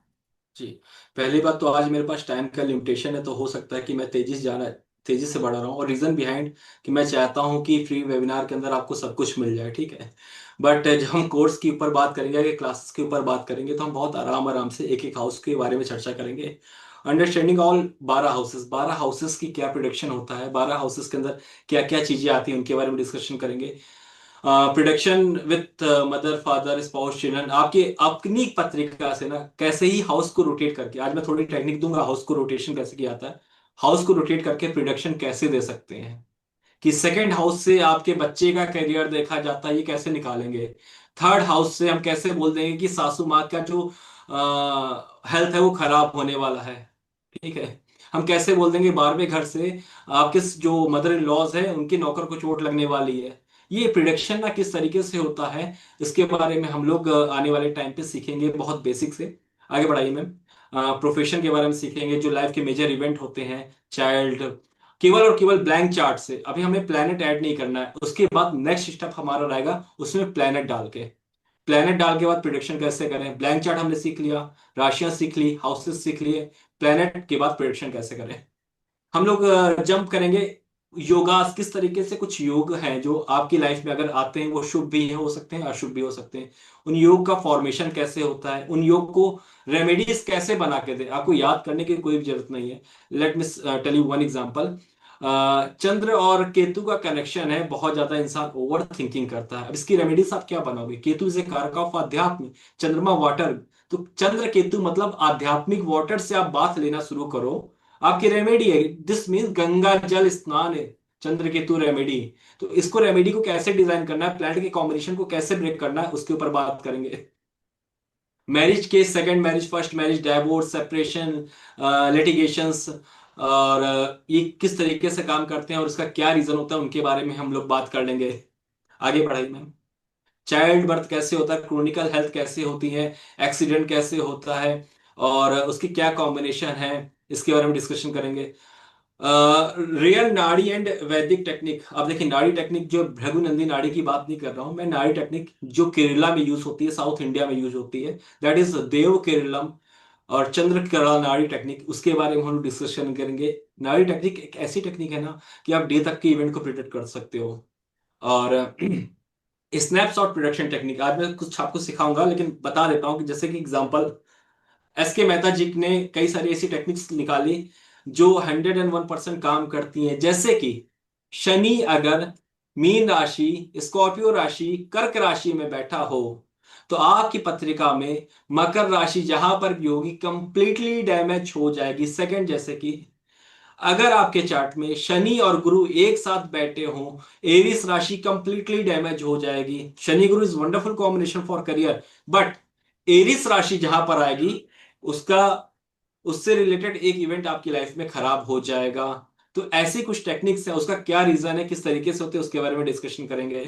सर आगे इसमें बढ़ाइए। आप बताएंगे उसका फिर सॉल्यूशन क्या होगा अगर ऐसा कुछ। सोल्यूशन बिल्कुल, रेमेडीज तो मैंने बोला ना कि रेमेडीज बताई हाँ जाती है, बस वो हमारे लिए। रेमेडीज मैं आपको हाँ। बता दूंगा। एग्जाम्पल के लिए बता सकता हूँ, जैसे मेरे पास कई सारे ऐसे चार्ट हैं, आप भी देखेंगे कि कर्क लगन वालों के लिए शनि अगर 4 8 12 में बैठा हो तो उनकी शादी डिस्टर्ब होती है, एग्जाम्पल। ठीक है, मकर लगन के आपके संजय गांधी मकर लगन के थे, उनका शनि शायद मीन या स्कॉर्पियो में बैठा है, उनकी एज के ऊपर इंपैक्ट आ गया, क्योंकि फर्स्ट हाउस कैप्रिकॉन साइन, मकर लगना, राइट। हाँ, कोर्स ऑफ द टॉपिक। हाँ, अब इसके बाद हम लोग टाइमिंग के ऊपर बात करेंगे। अब टाइमिंग में जब हम जाएंगे तो हम लोग भृगु चक्र पद्धति और भृगु सरल पद्धति के टेक्निक पढ़ने वाले हैं। अब भृगु चक्र पद्धति क्या होती है और भृगु सरल पद्धति क्या होती है, इसका एग्जांपल मैं आपको बता देता हूं। अगर आपके चार्ट में चंद्र मंगल एक साथ बैठा हुआ है तो वो हाउस और उसका नेक्स्ट हाउस 32 और 33 साल में एक्टिवेट हो जाएगा। अगर आपके चार्ट में जहां पर भी बुध बैठा हुआ है, बुध से पांचवा घर हमेशा दिक्कत में रहेगा। एक्टिवेट कब करेगा वो बीसीपी बताएगी। बीसीपी क्या होती है, जैसे कि आपके चार्ट में गुरु जहां पर बैठा हुआ है ना, आप लोग लगा के देख लीजिए, यहाँ पर लगभग लगभग सभी की एक अच्छी उम्र हो रही है, जिंदगी के सारे आयाम को देख चुके हैं। गुरु जहां पर भी बैठा है उससे अष्टम भाव 40 साल की उम्र में एक्टिवेट होता है। गुरु जहां पर भी बैठा है उससे अष्टम भाव 40 साल की उम्र में एक्टिवेट होता है। मरकरी जहां पर बैठा है उससे अष्टम भाव 32 साल की उम्र में एक्टिवेट होता है। दिस इज कॉल्ड भृगु सरल पद्धति। It is all the concept of Sunil John sir. मैं उनको ग्रेटिट्यूड करता हूँ कि इतने अच्छी नॉलेज वो समाज में लेके आए और जिसका मुझे नॉलेज मतलब ज्ञान प्राप्त हुआ। अब बीसीपी टेक्निक क्या है? बीसीपी टेक्निक के अकॉर्डिंग कुंडली का हर एक घर हर एक साल एक्टिवेट होता है, दशा कुछ भी चल रही हो। केवल बीसीपी और बीएसपी सीख के ना, केवल बीसीपी और बीएसपी सीख के आप प्रिडिक्शन करना सीख जाओगे। दशा कुछ भी चल रही हो, अगर आप 12 साल के हो तो 12वां घर एक्टिवेट चल रहा है, 24 साल के हो तो 12वां घर एक्टिवेट चल रहा है, और 12वें घर में मेलेफिक प्लैनेट हो, दशा या कितने भी शुभ प्लैनेट के चल रही हो, आपका एक्सीडेंट होना तय है, हॉस्पिटल जाना तय है। This is called BCP technique, Bhrigu चक्र पद्धति। 12वें साल में 12वां घर, 13वें साल में पहला घर, इसी तरीके से रोटेट होती रहती है। आगे बढ़ेंगे। हाँ, बीसीपी टेक्निक का यूज करके एग्जैक्ट डेट मतलब किस दिन जाके इवेंट होगा। जैसे कि मैंने एक क्लाइंट को प्रोडिक्शन दिया कि आपकी लाइफ में आप अपने पार्टनर से इस मंथ मिलेंगे और इस डेट को जाके +- 3-4 दिन जाके आगे पीछे आपकी लाइफ में उनकी मैरिज होगी। वो इवेंट कैसे निकलता है, ये बीसीपी टेक्निक का पार्ट होता है। पर्टिकुलर डे तक जाना बीसीपी टेक्निक के अंदर आता है। कोर्स टॉपिक, हाँ, भृगु नाड़ी के ट्रांजिट रूल्स पढ़ेंगे, snapshot production with marriage, child, wealth, health, yearly outcome, इसके बारे में जानेंगे नाड़ी की सूत्रात से। चंद्रकला नाड़ी टेक्निक आपको मैं बता चुका हूं कि देव Keralam Chandrakala Nadi technique, snapshot rule for marriage, career, health. आगे बढ़ाइए मैम। अब देखिए, नौमांशा चार्ट में नाड़ी के रूल्स कैसे काम करते हैं। हम लोग D1 चार्ट में तो पढ़ रखे होंगे। नौमांश चार्ट में गोचर को कैसे लगाएं, नाड़ी के गोचर को कैसे लगाएं, उसका इम्पैक्ट आपके लगन पत्रिका में कैसे आएगा, उसके ऊपर जानकारी प्राप्त करेंगे। Technique of prediction marriage, major events, health, career, thumb rule of event prediction, ये सब चीजें नाड़ी बेस्ड टाइमिंग। ठीक है, आगे बढ़ाइए मैम। हाँ जी, जेम्स स्टोन। अब जेम्स स्टोन के बारे में हम लोगों को बहुत डाउट होता है कि जो प्लेनेट वीक है या जो नीच राशि में बैठा है उसको आप पोटेंशियल दे दीजिए, या फिर जो आपके त्रिकोण का स्वामी है, लग्न का स्वामी है, दशम का स्वामी है, उसको आप पोटेंशियल दे दीजिए। मैं तो कहता हूँ 8वें घर के भी बैठे प्लेनेट को मैं जेम्स स्टोन पहना सकता हूँ, ठीक है। लेकिन उसके लिए दूसरी चीज देखी जाती है, नौमांश में देखा जाता है कि उसकी स्थितियां क्या हैं, स्थितियां क्या है, और नौमांश में उसकी पोजीशन क्या है, उसके अकॉर्डिंग जेम्स स्टोन्स होता है। और भी एक टेक्निक इसमें काम करती है, जेम्स स्टोन्स के लेक्चर में हम लोग कवर करेंगे। ये फल दीपिका के अंदर टॉपिक इसका कवर है ऑलरेडी। अब तिथि प्रवेश पद्धति। तिथि प्रवेश पद्धति क्या होती है, मैं आपको ना प्रिडिक्शन करने की कम से कम 10 टेक्निक सिखाऊंगा। मैंने तो अभी तो दशा के ऊपर आया ही नहीं ना, मैं ये सारी प्रिडिक्शन करने की टेक्निक है। तिथि प्रवेश पद्धति में आपका बर्थडे जिस दिन होगा ना, नेक्स्ट बर्थडे के अंदर, इस एक साल के अंदर आपकी लाइफ में क्या इवेंट होगा और आपकी लाइफ किसके इन्वॉल्व रहेगी, वो बताती है तिथि प्रवेश। तिथि प्रवेश पद्धति से हम लोग एक साल का इवेंट मेजरमेंट कर सकते हैं। आगे बढ़िए। अब इसके बाद हमारे वैदिक के अंदर कुछ डिविजनल चार्ट होते हैं। D9 chart, D4 chart, D7, D10, D16, D24, even D60 chart. बहुत कम लोग हैं जो D60 चार्ट के ऊपर काम करते हैं। पराशर ऋषि कहते हैं D60 chart can over rule anything. मतलब D60 चार्ट किसी भी चार्ट को ओवर रूल करके प्रोडिक्शन दे सकता है। D1 मत देखो, D9 मत देखो, D4 मत देखो। अगर आपका टाइमिंग एक्यूरेट है तो D60 चार्ट आपको प्रोडिक्शन देने में हेल्प करेगा। और D60 चार्ट के ऊपर जो स्नैपशॉट प्रोडक्शन है वो भी बताएंगे। और दूसरी चीज है, इन चार्टों को पढ़ाने का मेरा मेन मोटिव ये रहेगा कि आपको BTR टेक्निक सिखा सकूं। BTR मतलब बर्थ टाइम रेक्टिफिकेशन। हमें अपना टाइम नहीं पता होता है ना, कभी कभी डाउट होता है कि मेरा टाइम क्या है, मैं किस दिन जन्म लेता हूं।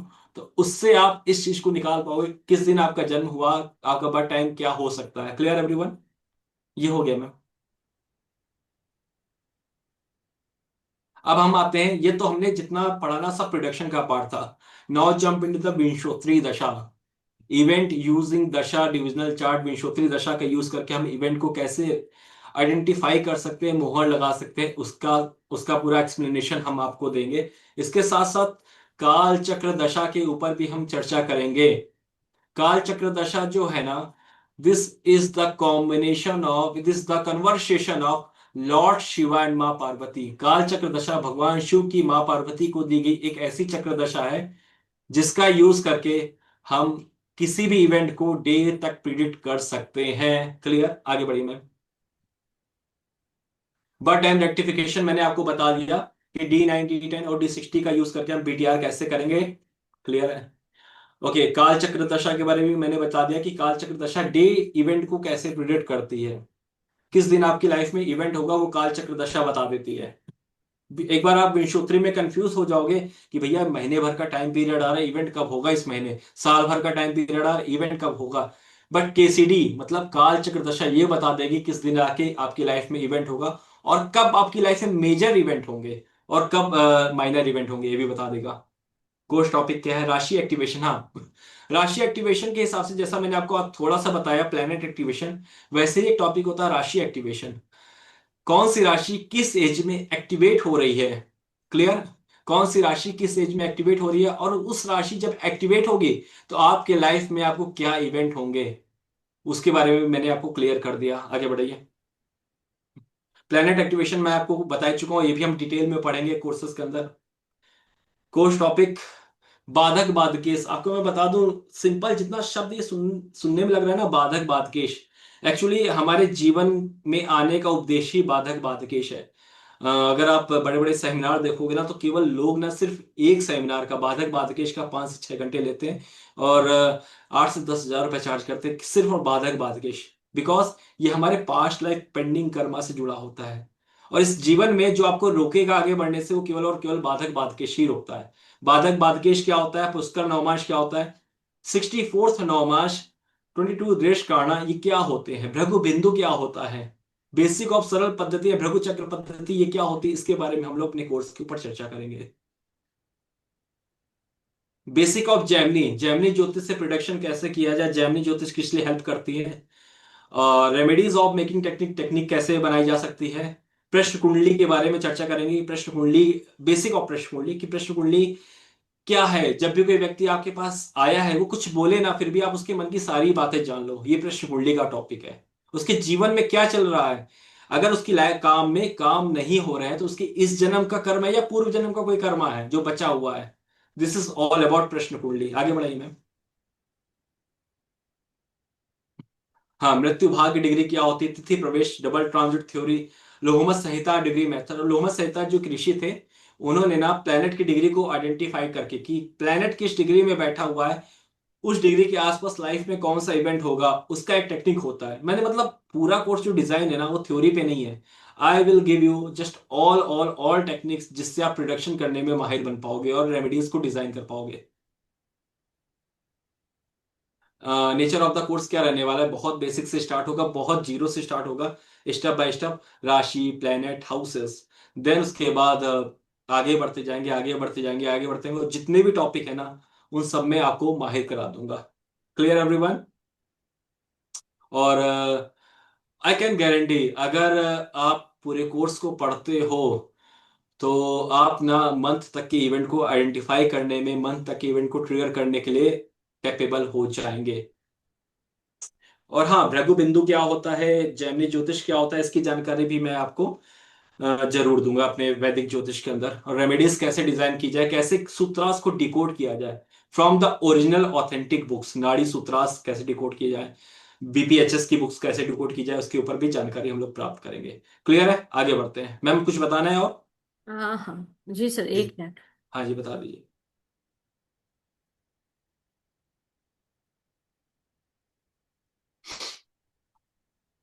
सर आप कंटिन्यू कीजिए, मैं 1 मिनट निकालती हूँ। राइट, हम लोग जहां थे उससे कंटिन्यू करते हैं, अदरवाइज हमारा टॉपिक छूट जाएंगे। Just give me second. चलिए,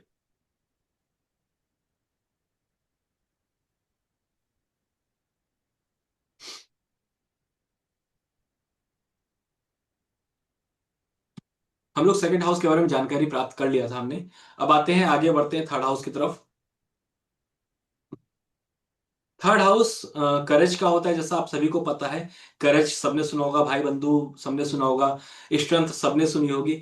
बट क्या डू यू नो कि थर्ड हाउस से सर्वेंट भी देखे जाते हैं, तीसरा घर से सर्वेंट भी देखा जाता है। अब अभी तक जितने भी आप लोग सुनते चले आ रहे होंगे, छठे भाव से सर्वेंट देखे, but BPHS says chapter number 11 श्लोका number 4, BPHS says third house is the house for servant. तीसरे घर से सर्वेंट का विचार किया जाता है। क्लियर? तीसरे घर से आपके फादर इन लॉ देखे जाते हैं, तीसरे घर से आपकी वाइफ का भाग्य देखा जाता है। ये कैसे देखा जाता है, ये सब चीजें याद करने की नहीं है, ये मैं आपको समझा दूंगा किस तरीके से देखा जाता है। अभी तो मुझे पढ़ाना है, इसलिए मैं आपको पढ़ाते चल रहा हूं। आगे बढ़ते हैं। Fourth house. अब देखिए फोर्थ हाउस क्या है।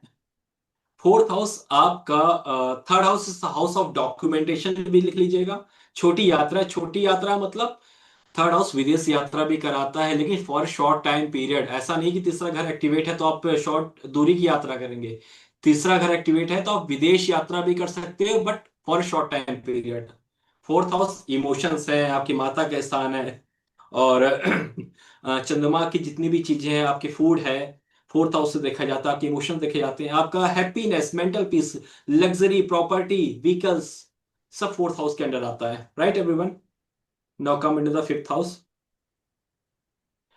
फिफ्थ हाउस को लेके थोड़ी सी ना लोगों के अंदर निगेटिविटी, या फिर निगेटिविटी बोल दिया, या फिर मिसकंसेप्शन है, मैं क्लियर कर देता हूँ। पांचवा घर जो होता है ना, पांचवा घर पूर्व जन्म का, पास्ट पूर्व जन्म का मतलब हमारा पुण्य और पाप है। तो पांचवा घर पूर्व जन्म नहीं है, पांचवा घर नेक्स्ट बर्थ है, ये याद रखिएगा। पांचवा घर इज योर नेक्स्ट बर्थ। पूर्व जन्म क्या है? नवा घर। नवा घर भाग्य, यही आपका पूर्व जन्म है। आपने पूर्व जन्म में कैसे काम किए थे, उसकी वजह से आपको भाग्य मिला। और पांचवा घर ये बताता है कि आपने क्या काम किए थे, आने वाला फ्यूचर में आपको क्या मिलेगा। ये पांचवें घर को से बताया जाता है। आने वाला फ्यूचर मतलब नेक्स्ट बर्थ में आप क्या होगे, वो पांचवा घर बताएगा। मतलब आने वाला जीवन पांचवा घर है, और बीता हुआ जीवन नवा घर है। क्लियर हुआ यहां तक? पिछला जो जन्म था वो नवे हाउस से देखा जाता था, आने वाला जन्म पांचवें घर से देखा जाएगा। हमारे बच्चे भी पांचवें घर से देखे जाते हैं ना। हमारा जो ग्रोथ है, हमारा जो फ्यूचर है, वो हमारे बच्चे ही तो है। आप सिंपल सा इस तरीके से समझिए। एजुकेशन, लव अफेयर्स, रोमांस, हमारी आत्मा चौथे घर से हमारी आत्मा देखी जाती है। उसका जो सोल है ना, उसका जो खाना है वो पांचवें घर से, पेट, स्टमक, फिफ्थ हाउस।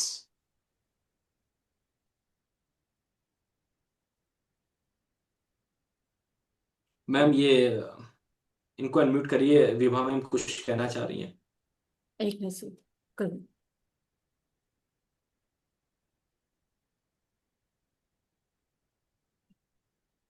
जी विभा जी बोलिए, अनम्यूट कीजिए अपना। सर हमने अभी तक जितना भी पढ़ा, हमने हमेशा यही सुना कि पांचवा घर जो होता है आपके पिछले कर्म होते हैं, उसी वजह से पांचवा घर संतान का गिना जाता है।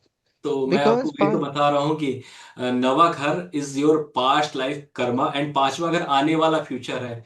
आने वाला फ्यूचर जो आपने पूरे जन्म में पाप और पुण्य किए हैं, वही मैंने बोला ना, पांचवें घर से पाप और पुण्य भी देखते हैं पिछले जन्म के। लेकिन वो नहीं, कहाँ वही से निकले? हाँ जी, हाँ जी। वही कह रही हूँ ना कि पांचवा जन्म तो पिछले जन्म के पुण्य या पाप होते हैं, हाँ, तो अब वो उसी मुझसे कैसे हिसाब से हुआ, अगर हमें आपको मुझे लगता संतान है मिलती नॉलेज है। है, मैं आपको थोड़ा एक्सप्लेन करता हूँ। पांचवा घर नवे से नवा होता है। हाँ जी। तो नवे घर की जो ओरिजिनल एनर्जी पांचवें घर में दिखेगी, मतलब जो आपने पुण्य जो भी किया है ना पूर्व जन्म में, उसका भोगमान आपको पांचवें घर से देखने को मिल जाता है। इसलिए पाप और पुण्य पांचवें घर से आते हैं। और बृहद पराशर होरा शास्त्र के अंदर भी यही जिक्र है कि पांचवा घर आने वाला भविष्य है, और पाप पुण्य कैसे होंगे उसका रिजल्ट आपको मिलेगा भविष्य में। तभी कहते हैं ना कि पांचवें घर से ही तो पता चलता है कि हमारी संतान जो हमें इस जन्म राइट, में मिली है यही मैंने बोला ना कि वो। आपकी संतान ही आपका भविष्य है। ठीक है, मैं चलिए। यही कंफ्यूज हो गई क्योंकि पांचवा घर मेरे हिसाब से तो पिछले जन्म के कर्म है जो पिछले हमें जन्म इस का जन्म कर्म में है, फल लेकिन दे रहे अगले हैं। जन्म की यात्रा भी पांचवा घर है, ये भी नोट कर लीजिएगा। ठीक है सर। जी। चलो आगे बढ़ते हुए, और हम पढ़ते हैं पांचवें घर में। काफी चीजें हमने पढ़ ली थी। पांचवा घर आपकी वाइफ का गेंस है, वाइफ को प्रॉफिट, आपके पार्टनर्स का गेंस भी पांचवा घर होता है, राइट। आपकी क्रिएटिविटी है पांचवा घर, आपके इमोशंस को सपोर्ट जो करता है ना, वो पांचवा घर करता है। ये चीज आपने पढ़ रखी होंगी। आगे बढ़ते हैं। छठा घर, सिक्स्थ हाउस, रोग रिपु शत्रु। आपका लाइक लोअर इंटेस्टाइन जो है, हमारी जो आते होती है छठे घर से देखी जाती है। बायोलॉजी, केमिस्ट्री और मेडिकल, लॉ, फाइट, डिस्प्यूट, जितने भी आपके जीवन में जो कुछ भी हो रहा है वो छठे घर से एक्टिवेट हो रहा है। रोग रिपु शत्रु, fifth house. Clear everyone? Law की फील्ड, अगर किसी का छठा हाउस एक्टिवेट है ना, या तो वो जे लॉयर बनेगा, या तो जेल में जाएगा। आप इस तरीके से प्रिडिक्शन कर सकते हो। सिक्स्थ हाउस अगर प्रोमिनेंटली एक्टिवेटेड है, या तो मेडिकल लाइन में जाएगा, या तो खुद बीमार पड़ जाएगा, क्योंकि छठा हाउस बीमारी का भी होता है। Clear everyone? छठा हाउस सातवें का लॉस करता है।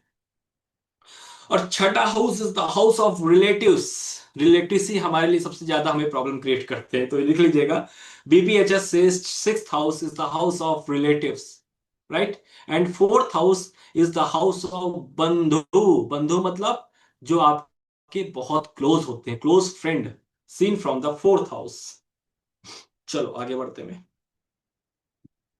सेवेंथ हाउस आपके अपोजिट दुनिया है। आप पहला घर हो, और आपके सामने आपकी अपोजिट दुनिया, जितने लोग हैं सब सातवें घर से आएंगे। आपके पार्टनर सातवें घर से हैं। पहला हाउस शिव रूप है, सातवां हाउस पार्वती है। पहला हाउस पुरुष है, सातवां हाउस प्रकृति है।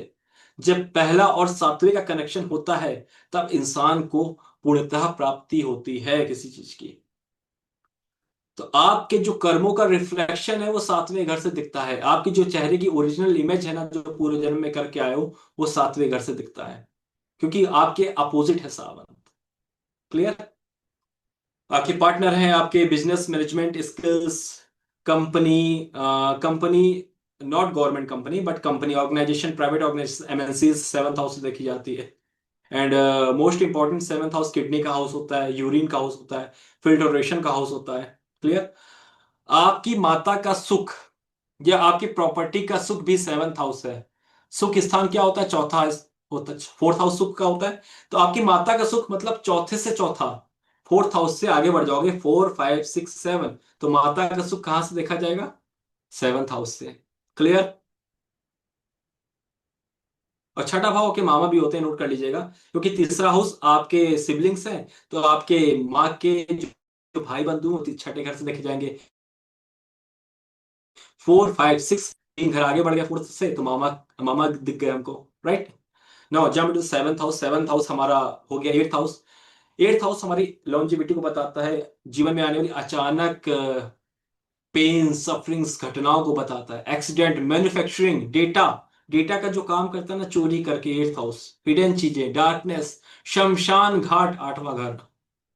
क्लियर? आपने कई लोगों को बोलते हुए सुना होगा कि शमशान घाट का जल अपने घर के अंदर ला के रखे। रीजन क्या है? चंद्रमा आठवें में बैठा हुआ है।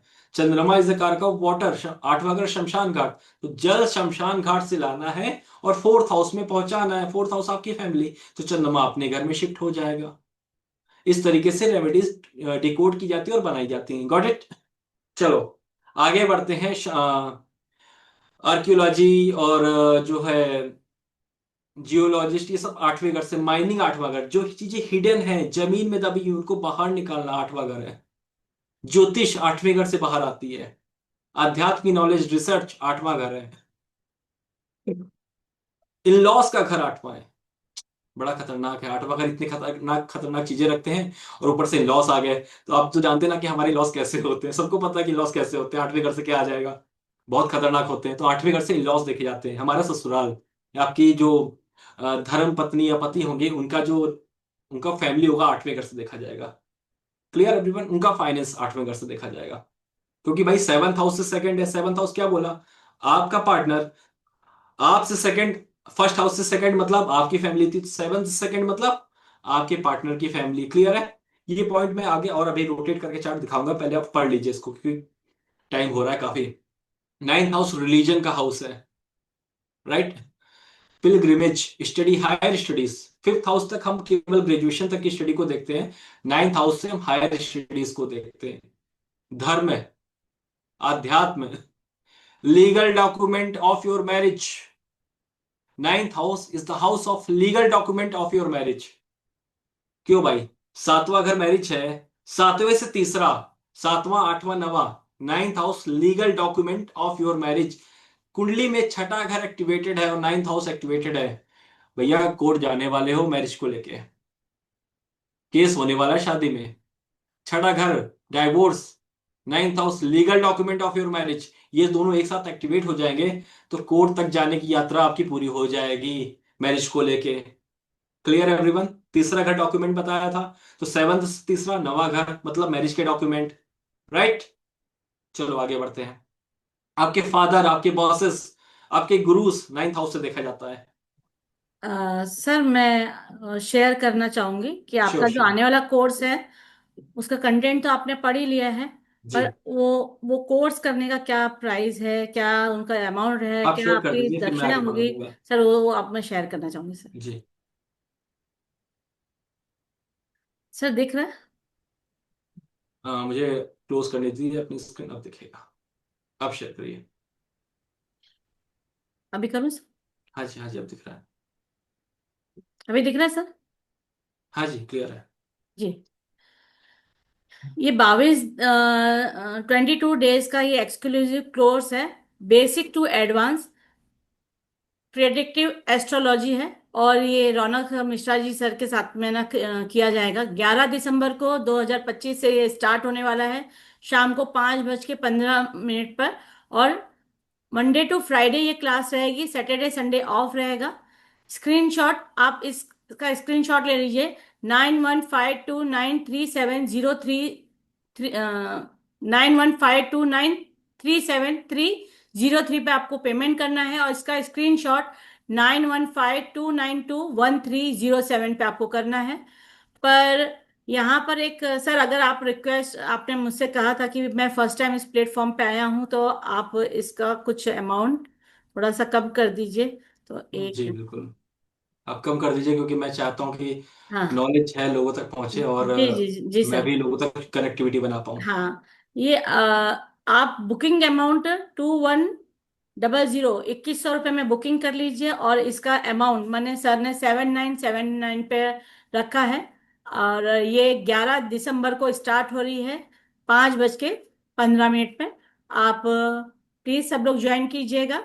और इतना एक्सक्लूसिव कोर्स है जो आपको प्रेडिक्शन, जो जहां पर भी आपको ये नहीं मिला होगा ना, पूर्ण संपूर्ण ज्ञान। आज तो सर कैसे फास्ट फास्ट बोल रहे हैं कि आप लोगों को पूरा ज्ञान इसमें दे सकूं कि भाई मैं क्या, मेरे में क्या क्या भर भर के नॉलेज है। पर मैं क्लास के नॉलेज नहीं अंदर, देना चाहता हूँ, मैं बस लोगों को समझाना चाहता हूँ कि ज्योतिष किस तरीके से काम करती है यस और यस क्या यस, क्या ज्योतिष के अंदर टॉपिक्स होते हैं वो मैं कवर कर रहा था। जी सर। जी। और मैंने एक एक बच्चे को, जिनको जो भी कुछ डाउट होगा, वो भी आपका एकदम क्लियर तरीके से करेंगे। सर का पढ़ाने का तरीका बहुत बढ़िया है, और समझाने का भी तरीका है। यहाँ पर बहुत सारे स्टूडेंट हैं जो सर से पहले पढ़ चुके हैं, वो भी यहाँ पर आए हैं। सर आगे का कंटिन्यू कीजिए। आप लोग जी। इसका स्क्रीनशॉट ले लीजिएगा। और अगर ओके। कुछ भी प्रॉब्लम है तो आप 9152921307 पे कॉल करके मुझसे बात कर सकते हैं। अगर कुछ पेमेंट रिलेटेड भी प्रॉब्लम हो, या किसी बात की भी प्रॉब्लम है, बैच टाइम का भी इशू है, तो वो आप मुझसे बात कर सकते हैं। उसका सॉल्यूशन मैं आपको करके दे दूंगी। सर आपको हर टाइम पे, हर जगह पे आपको सर कोऑपरेट करने के लिए तैयार है। जी सर, कंटिन्यू। मैम अपनी स्क्रीन क्लोज करिए, मैं आगे बढ़ा। मैं नाइन्थ हाउस के ऊपर चर्चा कर रहा था। तो नाइन्थ हाउस जो होता है ना, देखिए मैम ने तो बोल दिया 22 दिन में, शायद मेरे लिए 22 दिन में समाप्त करना मुश्किल पड़ जाएगा, बट हाँ 22 दिन के से अगर 30 दिन भी होता है तो उसमें मैं पीछे नहीं हटूंगा क्योंकि मेरे बच्चे यहाँ पर उपस्थित हैं। मैं देख पा रहा हूँ एक आधे लोगों को, तो मुझे पता है कि मैंने क्या डिलीवर किया है और मैं यहाँ पर क्या डिलीवर करूंगा, दे ऑल नो। नीता जी कह रही है आउटस्टैंडिंग टीचिंग, वो उनकी स्टूडेंट रह चुकी हैं और बहुत अच्छा मुझे पढ़ाते हैं। उनका प्रिडिक्शन का वो बहुत अच्छा है, बहुत बढ़िया पढ़ाते हैं, ऐसा स्मिता जी, डॉक्टर स्मिता मिश्रा जी बोल रही हैं। लास्ट टाइम मैंने 9 दिन का सेमिनार लिया था, तब मैंने चीजें डिलीवर कर दिया था अपने टाइम पे। आज तो 22 से 25 से 30 दिन का सेमिनार जाएगा। द रीजन बिहाइंड कि मुझे प्लेटफॉर्म चाहिए था जहां तक मैं आपसे जुड़ सकूं और इतना नॉलेज में डिलीवर कर सकूं। तो वो मुझे मैम ने मौका दिया और आपके साथ जुड़ा, ये तो मेरा भी भाग्य है और नहीं नहीं महादेव की सर, ये तो कृपा है। हमारा भी सौभाग्य है कि इतने अच्छे गुरु इन सबको मिलेंगे, और ना बहुत अच्छा रहेगा। ओके, चलो अब जंप करते हैं 10th हाउस के ऊपर। तो 9th हाउस के ऊपर चर्चा कर ली थी, आपका हायर स्टडीज भी होता है, आपकी विदेश यात्रा भी 9th हाउस से देखी जाती है। 9th हाउस में अगर मेलेफिक प्लैनेट बैठा हो ना, तो आप सिंपल बोलिए आपके फादर है ना 9th हाउस, बॉसेस है ना 9th house. Malefic planet sitting in 9th house, boss से नहीं बनेगी भाई, क्लियर कट प्रॉमिस। ठीक है, Mangal sitting in 9th house, boss से डिस्प्यूट रहेगा, मार्स इज द कारक of dispute, clear cut promise. अब 10th हाउस क्या है, देखो 10th हाउस हम लोग कर्म के स्थान के लिए बोलते हैं। एक चीज और नोट कर लीजिएगा, 7th हाउस और 8th हाउस आपके सेक्सुअल पार्ट होते हैं, बॉडी के सेक्सुअल ऑर्गन्स होते हैं। नवा घर आपकी बैकबोन है, लाइक जो मेरुदंड जिसे कहते हैं, और आपके थाइस होते हैं, ठीक, hip hip area 9th house. अब आते हैं और थाइस भी 9th हाउस है। अब आते हैं 10वां घर, 10वां घर आपके नीज होते हैं, घुटने, क्लियर। 10वें घर में एफ्लिक्शन है, घुटनों की दिक्कत आने वाली है। 10वें घर में शनि बैठा हुआ है, घुटनों का दिक्कत रहेगा। मंगल बैठा हुआ है, घुटनों का ऑपरेशन होगा। मार्स केतु बैठा हुआ, ऑपरेशन होगा, simple prediction, clear.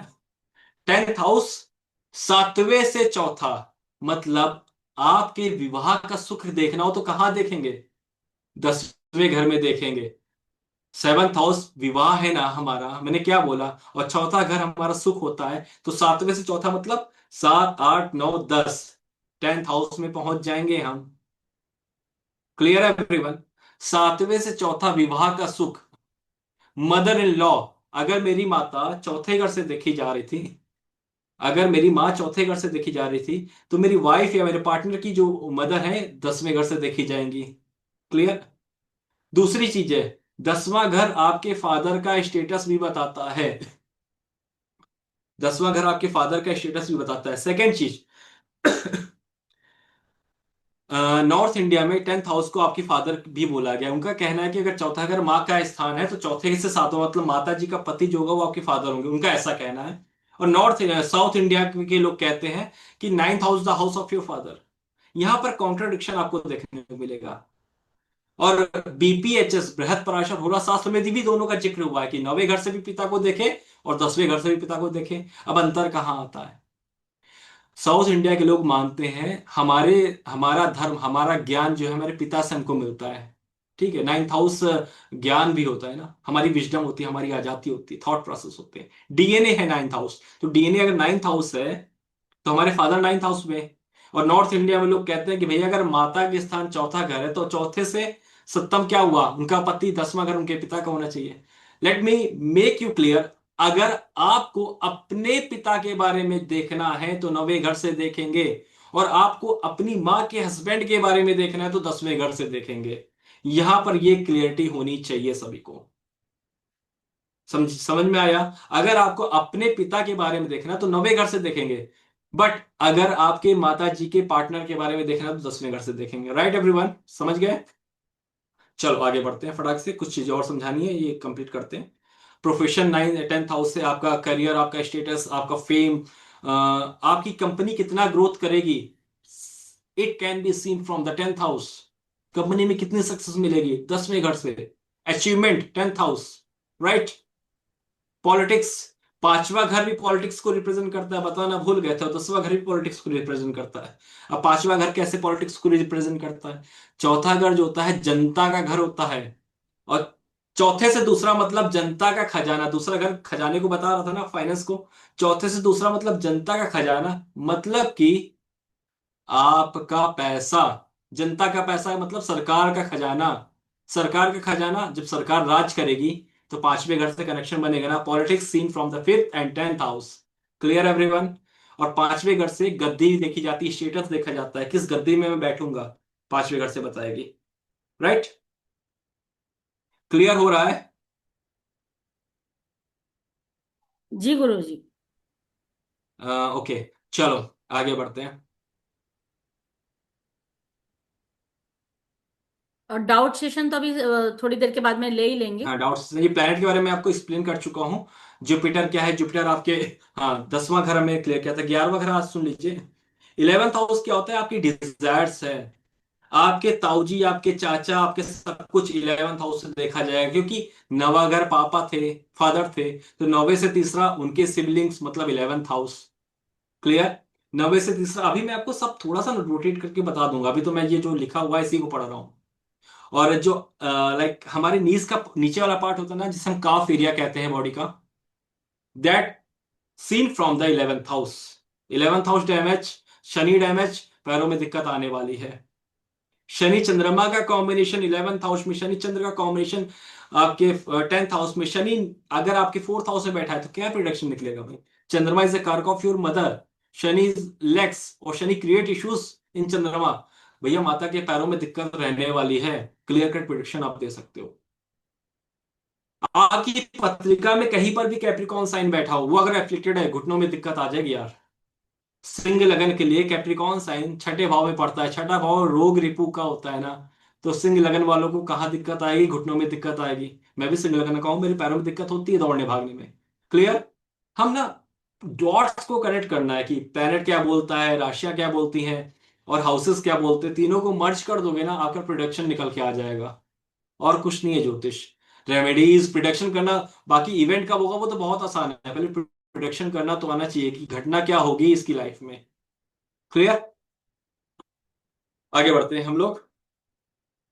11th house हमारा कवर हो गया, गेन्स है, प्रॉफिट है, सोशल सर्किल है, ये भी हमारा 11th हाउस में। Now jump into the 12th house. 12वें घर के ऊपर चर्चा करते हैं। 12वां घर मुक्ति स्थान है। हमें मुक्ति कहां से मिलती है 12वां घर बताएगा। 12वां घर इंडिकेट राम भरोसे, जब भी आपके 12वें घर में बैठे प्लेनेट की दशा चलने वाली है, या 12वां घर एक्टिवेट होगा चर दशा से, जो चैमनी का पार्ट है, उस समय आपका जो भी काम होगा ना, सब भगवान के भरोसे होने वाला है।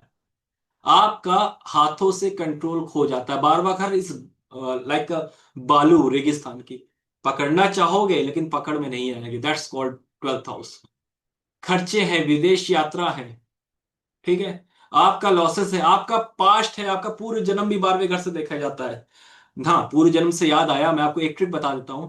कुंडली का 6 8 12 हाउसेस, कुंडली के 6 8 12 हाउसेस और बाधकेश, अगेन सुनिएगा, कुंडली के 6 8 12 हाउसेस और कुंडली का बाधकेश ये बताता है कि पास्ट लाइफ पेंडिंग कर्मा कहाँ रह गया और इस जन्म की यात्रा कहाँ जाएगी।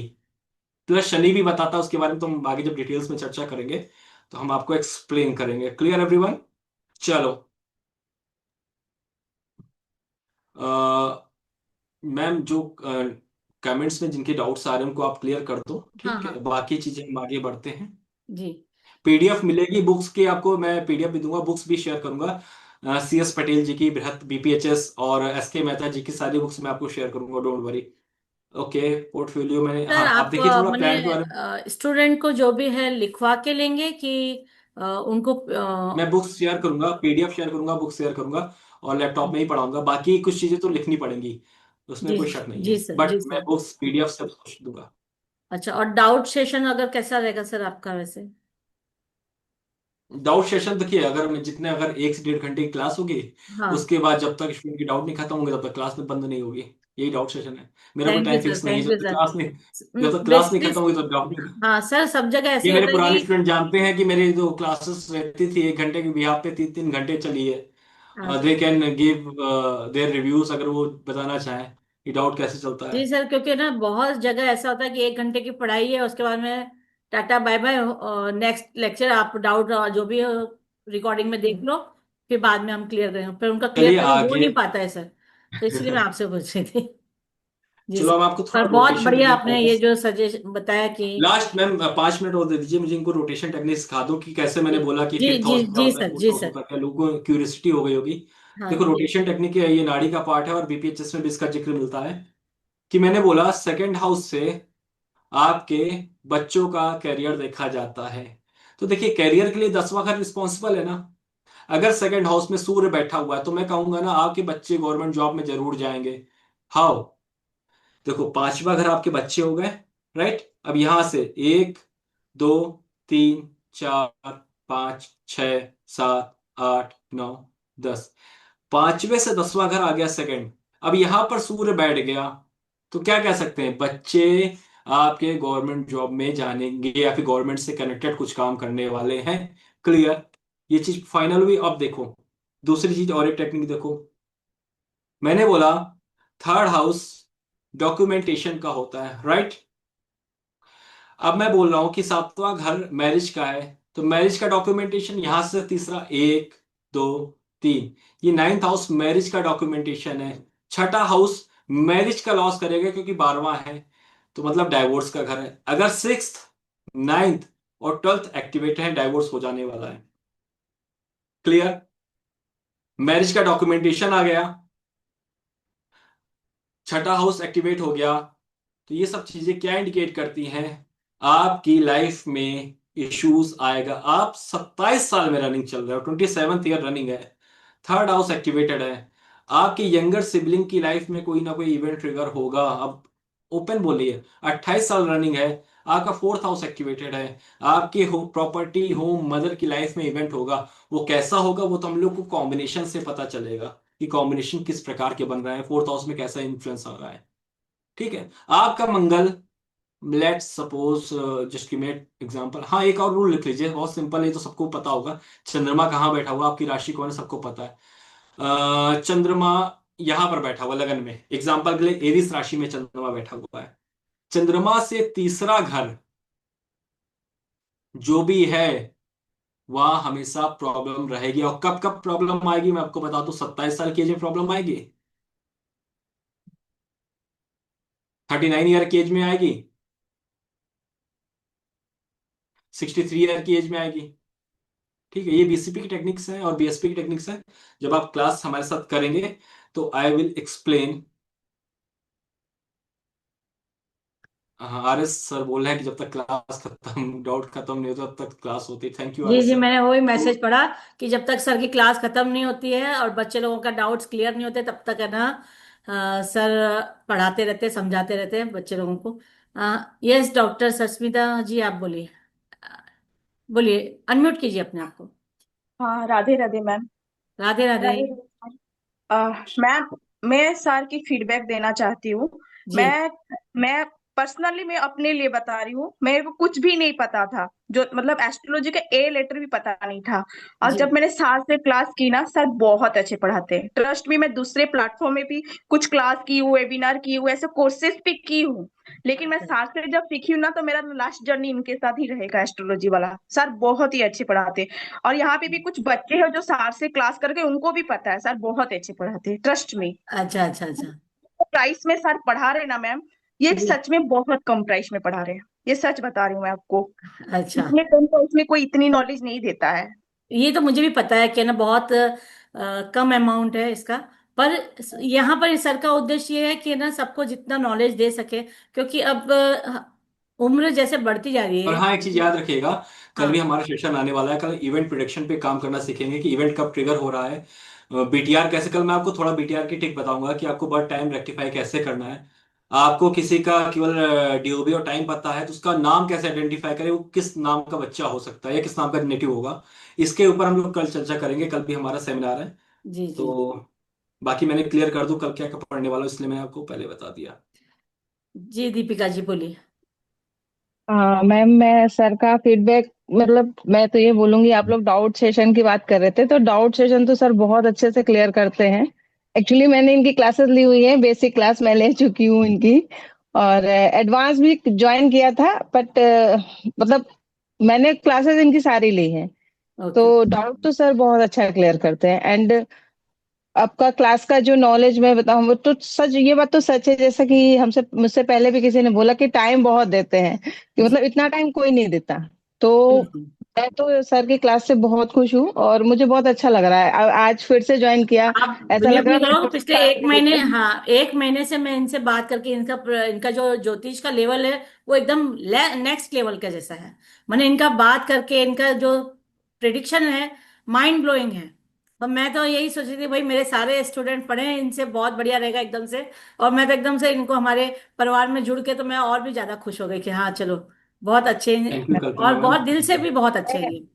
मैंने पर्सनली भी अपनी कुंडली, अपने हस्बैंड की या जो भी है, तो काफी चीजें एकदम एक्यूरेट होती है इनकी, कि हाँ ये होगा तो ये होगा। तो इसलिए पूरा फेथ है मुझे, तो पूरा फेथ है। Thank you so much for feedback. जी विभा जी हाँ जी बोलिए। कल्पना मैम, जी बहुत अच्छा पढ़ा रहे हैं, इसमें तो कोई डाउट ही नहीं है। जी जी सिर्फ मेरे को ये है कि मेरे को काफी कुछ पता है, पर मेरे को प्रिडिक्शन में प्रॉब्लम आती है। पर जी। मेरे को ये दिन कम लग रहे हैं, क्योंकि सर भी पढ़ाते मैंने हैं आपको मैं थोड़ा, ये बोला है मैम, इन्होंने मैंने पढ़े अभी नहीं मेरा है। शब्द ये थे मेरे को राहुल कि सर से मैं 22। भी पढ़ी हुई हूँ सर। अभी राहुल सर की भी क्लासेस चल रही है, तो ये तो पूरा, अगर इतना जितना कोर्स बता रहे हो, तो 6-6 महीने चलता है ये कोर्स तो। मैंने क्या बोला, मैंने आपको बोला राहुल सर की कि जो कोर्स की है ना, तो हर संडे चलती है सर की, 1 घंटा। सर मैं, नहीं मैं जानती हूँ राहुल सर को, मैं बहुत पुराना, मैं 2019 से कर रही हूँ उसके साथ। मैंने लाल किताब से ज्वाइन करा मैं था राहुल उनको। सर को बहुत पहले से पहचानती हूँ क्योंकि मेरी सिस्टर मैं भी हरिद्वार में ही जानती हूँ रहती सर, है। मेरे वो ये जहाँ रहते हैं वहां पे भी मैं गई हुई हूँ। देहरादून में, हाँ। जी तो हाँ जी, बट मेरे को सिर्फ ये लग रहा है, मैं मेरे को प्रिडिक्शन की ही प्रॉब्लम आ रही है, और उसी के लिए मैं करना भी चाहती हूँ। पैसों की तो दे आर चार्जिंग आप। वेरी नॉमिनल अमाउंट, कुछ ऐसी बात ही नहीं है। यस यस ऐसे तो वाकई बहुत कम है। पर मेरे को सिर्फ यही डाउट है कि क्या ये सब जितना बोला है वो, क्योंकि कुछ चीजें लास्ट की हैं जो मेरे को नहीं आती, तो वो क्या होएंगी पूरी? नहीं तो नॉर्मली होता क्या है कि लास्ट में फटाफट फटाफट नहीं हो नहीं नहीं, जाता है और रह मैम जाता लेट है। मी आप इस कंप्लीट माय परिवार वर्ड्स में जुड़ी हैं विभा जी, तो वहाँ कि आपको ये एश्योरेंस दूंगे कि फुल कोर्स करवाएंगे और जब तक स्टूडेंट का डाउट क्लियर नहीं होगा तब तक सर कराएंगे। आप ये मत सोचिए कि वो 22 दिन, सर ने कहा 22 दिन नहीं, मैं 30 दिन में करा सकता हूँ, 30 से 35 दिन भी हो जाएंगे, पर है ना सबका डाउट क्लियर करके पूरा क्लियर एजुकेशन देके समझा के ज्योतिष का कैसे पढ़ा जाता है, कैसे क्या किया जाता है, वो सर। जी सर क्या बोल रहे थे आप सर? वही मैं बता रहा था कि मेरे लिए टाइम और डेज मैटर नहीं करते हैं, क्योंकि मेरे लिए मेरा कमिटमेंट है। अगर मैं आज आपको कमिटमेंट नहीं पूरा कर पाऊंगा तो आगे मैं कैसे अपनी इमेज आपके सामने खड़ा कर पाऊंगा? सिंपल सी बात है, कमिटमेंट फर्स्ट। ठीक है सर, ठीक है, थैंक यू। जी अनिल जी बोलिए।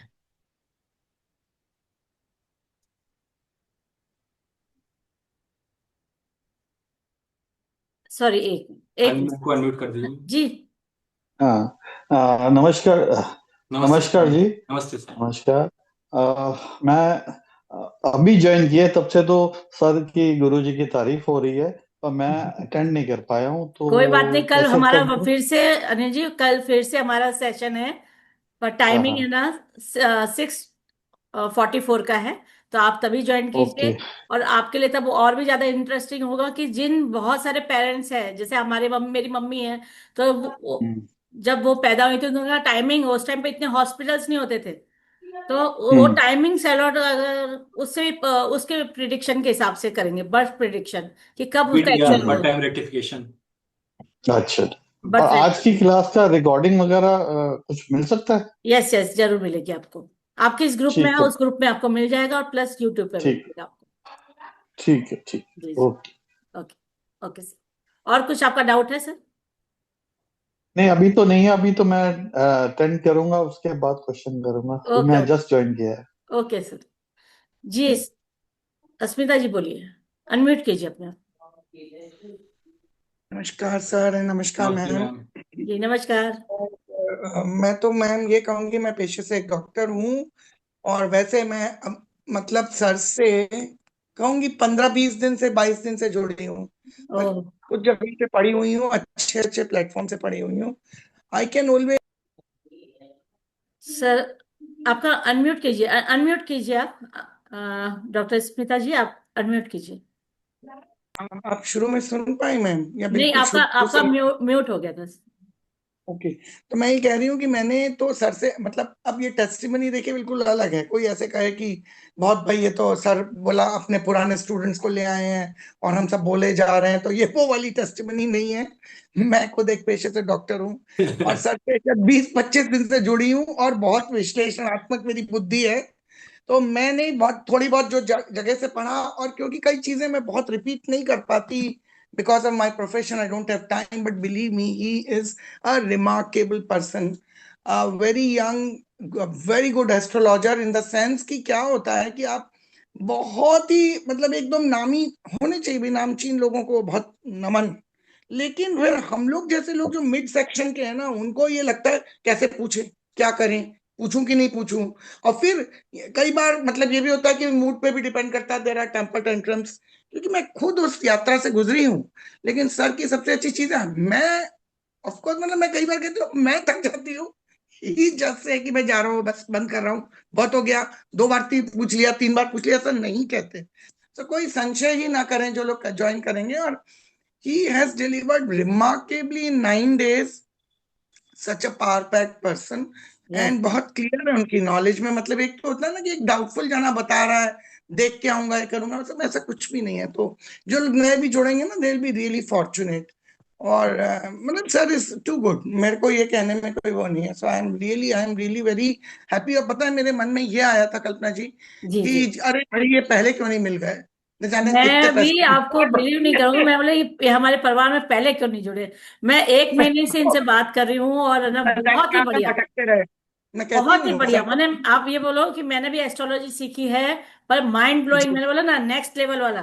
मैंने ये मिश्रित है, मैंने के एन राव सर का भी इन्होंने बहुत स्टडी की हुई है, उनसे भी पढ़ा हुआ है, प्लस हमारे सर है देहरादून के, उनसे भी किया हुआ है। हाँ, फिर राहुल कौशिक की हाँ, नहीं, राहुल सबसे कौशल जी बड़ी से बात किया ये हुआ है। लगी आप के लिए भी। मैं आपको साधुवाद आपको, कि जी। मुझे बड़ा अच्छा लगा। क्या होता है, एक अजीब बात लगती है मुझे, नहीं नहीं ये इनका जिक्र नहीं करेंगे, दूसरे प्लेटफॉर्म का नहीं बोलेंगे, अरे भाई इन्होंने बड़े बड़े बेझिझक, कोटेबल मुझे बुक्स तो हैं, बेझिझक कोट कहा कि कोट मेरे सारे गुरुओं का नाम मैं प्लेटफॉर्म पे बोलूंगा, क्योंकि उनका वो आशीर्वाद है, उनका बोलते हैं। ब्लेसिंग है मेरे साथ में। मुझे पहले दिन की वेबिनार जो मैंने सुनी थी इनकी, वो उस पे उन्होंने कहा मैंने ये वो उनसे सीखा और उनसे, और कोई भी है तो मतलब that way he is a very open person. So I given a very, I mean lengthy testimony, I want to say. कि यस जहां पहले भटक चुके हैं वो अब यात्रा खत्म होगी, और जो लोग बड़े सौभाग्यपूर्ण है कि जो पहली पहली बार अगर ज्वाइन कर लेंगे तो एक साथ अंडर वन रूफ मिल जाएगी। यस यस तो yes. Thank you so much and thank you Kalpana thank you ma'am. So much for your feedback ma'am. Thank you ma'am, yes thank you so much. जी रिंकी जी अपना। प्रणाम। जी जी sir. Thank you so much ma'am giving time. Actually मैं तो sir से अभी 3 से 4 दिन आपका जुड़ी। कैमरा अगर ओपन करेंगी तो ज्यादा बेटर नहीं, रहेगा। मेरा इंटरनेट का थोड़ा इशू है इसीलिए मैंने बंद किया है। और ओके मैं थोड़ा ओके किचन में हूँ इसीलिए मेरा कैमरा ऑफ है। ओके ओके कोई जी। बात। मैं सर की न्यू स्टूडेंट हूँ। अगर यहाँ पे सब लोगों को ये लगता है कि पुराने स्टूडेंट्स हैं, अभी स्मिता मैम गए हैं, उनके थ्रू ही मैं सर के साथ जुड़ी थी। और मैं तो बहुत न्यू स्टूडेंट हूँ, पर लेकिन मुझे 3 से 4 दिन में सर ने इतना नॉलेज दे दिया है, इतने सूत्रास दे दिए हैं कि वो ये नहीं करते कि अरे ये तो अभी न्यूली स्टूडेंट है तो इसको हम ये नहीं पढ़ाएं वो नहीं पढ़ाएं। तो मैं तो खुद शिव की डिवोटी हूँ और मैं तो यही बोलूंगी जिसको विश्वास है वो पूरे दिल से सर को ज्वाइन करे। और ये मैं गारंटी देती हूँ कि वो निराश नहीं होगा। Yes yes thank you so thank you much Rinki for ma'am, your thank you feedback so Rinki much. जी। थैंक यू सो मैंने मच। ऐसे ऐसे फीडबैक्स मिलते हैं ना तो बहुत मैंने गुरु का भी और बढ़ जाता है कि मैं और क्या ज्ञान दे दूं मेरे सारे मैं तो स्टूडेंट्स जिन को। प्लेटफॉर्म पे हूँ मैंने कई बार टीचर से क्वेश्चन करने की कोशिश की तो मुझे स्कोल्ड भी किया गया, स्नब भी किया गया। मैं सर से आई थिंक बड़ी हूँ, बहुत बड़ी हूँ। लेकिन सर जब पढ़ाते हैं तो सर देखो ये नहीं देखते हैं मैं कि ये आपको पढ़। रिंकी जी ये बताऊंगी कि पढ़ने के लिए कोई उम्र नहीं होती है। जी जी। यहाँ हमारे परिवार में दो ऐसी ऐसी लेडी हैं जिनके 76 और 73 78 एज की है और बहुत वो बुजुर्ग भी है काफी। तो उसमें वो भी पढ़ रहे हैं तो वो बोले कि भाई पढ़ने के लिए कोई उम्र नहीं होती है, जितना नॉलेज ले सको उतना कम है। तो बिल्कुल बिल्कुल। और सर तो जैसे हमें मतलब कि बुलाते भी ऐसे हैं, अरे बेटा समझो ये वो। आज ही मेरे को मैंने जैसे अगर एक क्लास मिस कर दिया, सर ने उसको ये नहीं, मुझे ये नहीं बोला कि ओके तुमने क्यों किया, मिस क्यों किया, तुमने वीडियो भी नहीं देखा। सर ने मुझे वो पूरा रिवीजन एक ही बारी में करवा दिया। यस और हालांकि मैं देखूंगी, रिपीट करूंगी, बट लेकिन sir really he is very nice. Thank you so much your feedback. Thank you so much. या जी बोलिए Tripti ji. Radhe Radhe ma'am, Radhe Radhe Radhe sir. Radhe Radhe. Radhe. Radhe Radhe. Sir sir तो सर के बारे में तो कुछ कहना मतलब एकदम माइंड ब्लोइंग टीचर है। मैंने तो सर को एक ही बार फोन मैंने बोला, सर आप मेरे को इतना लेट क्यों मिले? मेरे मतलब जर्नी में इतना मतलब कहाँ कहाँ से सर जो आपने मतलब जो शायद मैं दो दो क्लास करने के बाद ही मुझे ये लगा कि नहीं सर अगर मेरे को पहले मिल जाते लाइक। बट कोई नहीं, सर सबकी ने वही बहुत बात हो अच्छे रही है से सर। समझाया। एंड सर ने 9 11 डेज इनके साथ मैंने लगता ही नहीं है कि सर से पहली बार पढ़ रहे हैं। मतलब ऐसा लग रहा है कि मतलब ये कब से हमें पढ़ा रहे हैं। एंड इतनी अच्छी बाउंड्री बहुत अच्छे से समझाते भी हैं एंड बहुत अच्छे से ट्रीट भी करते हैं लाइक एक स्टूडेंट जो जैसे बात करनी चाहिए और जैसे उनका पढ़ाने का तरीका है। वेरी नाइस, जी जी जी। Very nice. आप मैं तो थैंक यू जो भी सो है मच। यहाँ पे मैं आप उनसे मतलब कर सकते हो। बहुत अच्छे टीचर है like. Thank you so much for thank you your sir. Feedback. और कुछ भी छुपाना नहीं है उन्हें, कुछ मतलब गिविंग नेचर है लाइक। उनका कुछ छुपाना नहीं है कि हाँ हम ये कोई रखते हैं लाइक कि हाँ अपना ये सीक्रेट नहीं देना है। बट सर के मन में ऐसा कुछ अरे नहीं है बहुत सारे क्योंकि मैंने प्लेट इतने प्लेटफॉर्म से पढ़ा है तो मैं मैं वही जान कह रही रही हूँ हूँ लाइक। कि मैं हर एक प्लेटफॉर्म पे देखती भी हूँ और समझती भी हूँ कि बहुत जगह पूरा नॉलेज नहीं देते, पर सर का ऐसा है कि वो पूरा फुल गिव अपना आत्मसमर्पण बोलते हैं ना, वो आत्मसमर्पण सर ने दे दिया है कि मैं मेरे जितने भी बहुत मेरे अच्छा मतलब स्टूडेंट्स हैं ऐसी उनको कैसे हाँ। करवा सकूं। जी बोलिए। आपने भी है ना अनम्यूट मैंने जी कैमरा ऑफ हाँ रखा है। Thank ji, you. मैं प्रणाम। में थोड़ा हेल्थ इश्यू है तो मैं आपसे ओके ओके ओके ओके कहना सर। चाह रहा हूँ कि ज्योतिष के लिए एक प्योर हार्ट होना चाहिए, साफ रहते। और मुझे सर में वो खूबी दिखी कि जब आप आध्यात्म से कनेक्ट होते हैं तभी आपको ज्योतिष की सही राह मिलती है। और मैंने भी अध्ययन अपने सेल्फ लेवल पे 20 वर्षों से कर रहा हूँ। लेकिन जो सर की मैंने क्लासेस थोड़े दिन अटेंड करी उसमें मुझे ये लगा कि जो जितना सर ने उन क्लासेस में दिया वो आदमी आप ये आज की क्लास से और कल की क्लास देखेंगे आप रियलाइज करेंगे कि जो आप 5 से 7 वर्षों तक कितनी ही बुक्स अध्ययन करेंगे उसके बाद वो चीज आपको आ पाती। सर आपको फ्री में वेबिनार में दे रहे हैं। ये वही हाउस बीटीआर बीटीआर तो एक्सटेंड लेवल का है जिसके लिए आप कितना पे करते हैं। लेकिन आपको सर मैं आपको इसमें इंटरप्ट करूंगी कि मेरी एक स्टूडेंट है हमारे इसी परिवार में।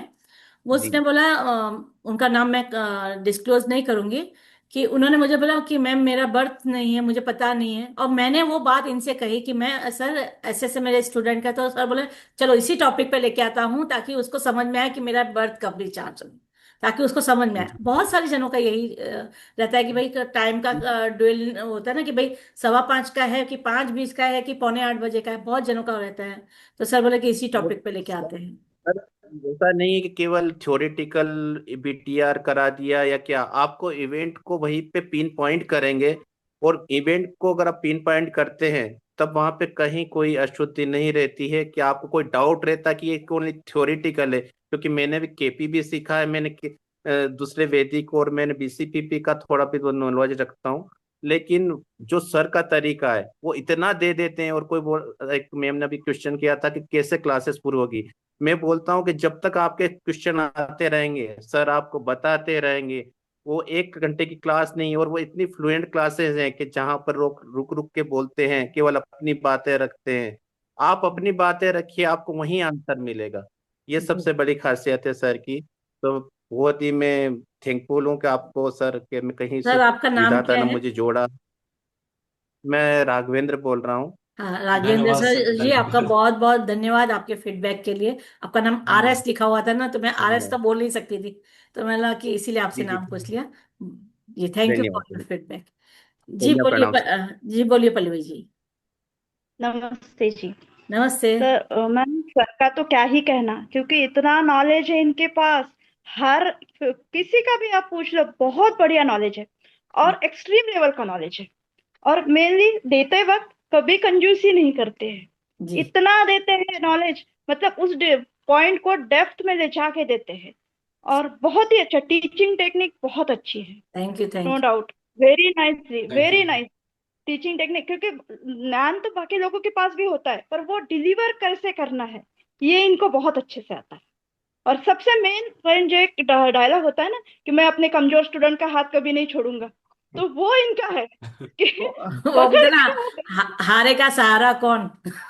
तो अभी हाँ रघुनाथ वही मिश्रा जी। नहीं नहीं, तो सही में गाँव सही बैठा में। है वो तो सबको सहारा देता है, बस मैं एक माध्यम हो सकता हूँ इन लोगों के लिए, कुछ सिखा सकूं। जी जी। बाकी सच महादेव में सच बैठे हैं में। हमारे पीछे सब देखने के लिए। हाँ, ट्रू ट्रू। जो भी कमजोर उनको लगता है कि जो बोलते हैं कि नहीं मुझे नहीं, तो वो पकड़ पकड़ के वो बोल के कि नहीं समझा कि नहीं समझा, बताओ नहीं तो मैं 10 बार समझाता हूँ। वेरी नाइसली, मतलब बहुत ही अच्छे से। तो बहुत ही अच्छे इंसान है। नो जी जी। Very nice. जी थैंक यू मैम। बोलिए thank you sir, doctor. Thank हाँ, थैंक यू थैंक यू। जी बोलिए डॉक्टर मधु जी, बोलिए क्या बात है? यू। जय श्री महाकाल। जय श्री जय श्री महाकाल। माता दी। अभी आपने एक डॉक्टर का और बाकी इनके शिष्यों का वो सुना फीडबैक। मैं एक रिटायर्ड प्रोफेसर हूँ एंड अभी 70 साल की हूँ। फिर भी सर से एस्ट्रोलॉजी सीख रही हूँ। और बीइंग टीचर, जो मैं उनके पॉजिटिव उसको सबके सामने डिस्क्लोज करना चाह रही कि मैम हैंग हो अच्छा गया आपका जाता फोन। है और आप मार्वलस, उनका कोई हाथ नहीं पकड़ सकता। वो अभी हम जेमिनी भी सीख रहे हैं। मैम आपका ना हैंग हो रहा है मधु जी।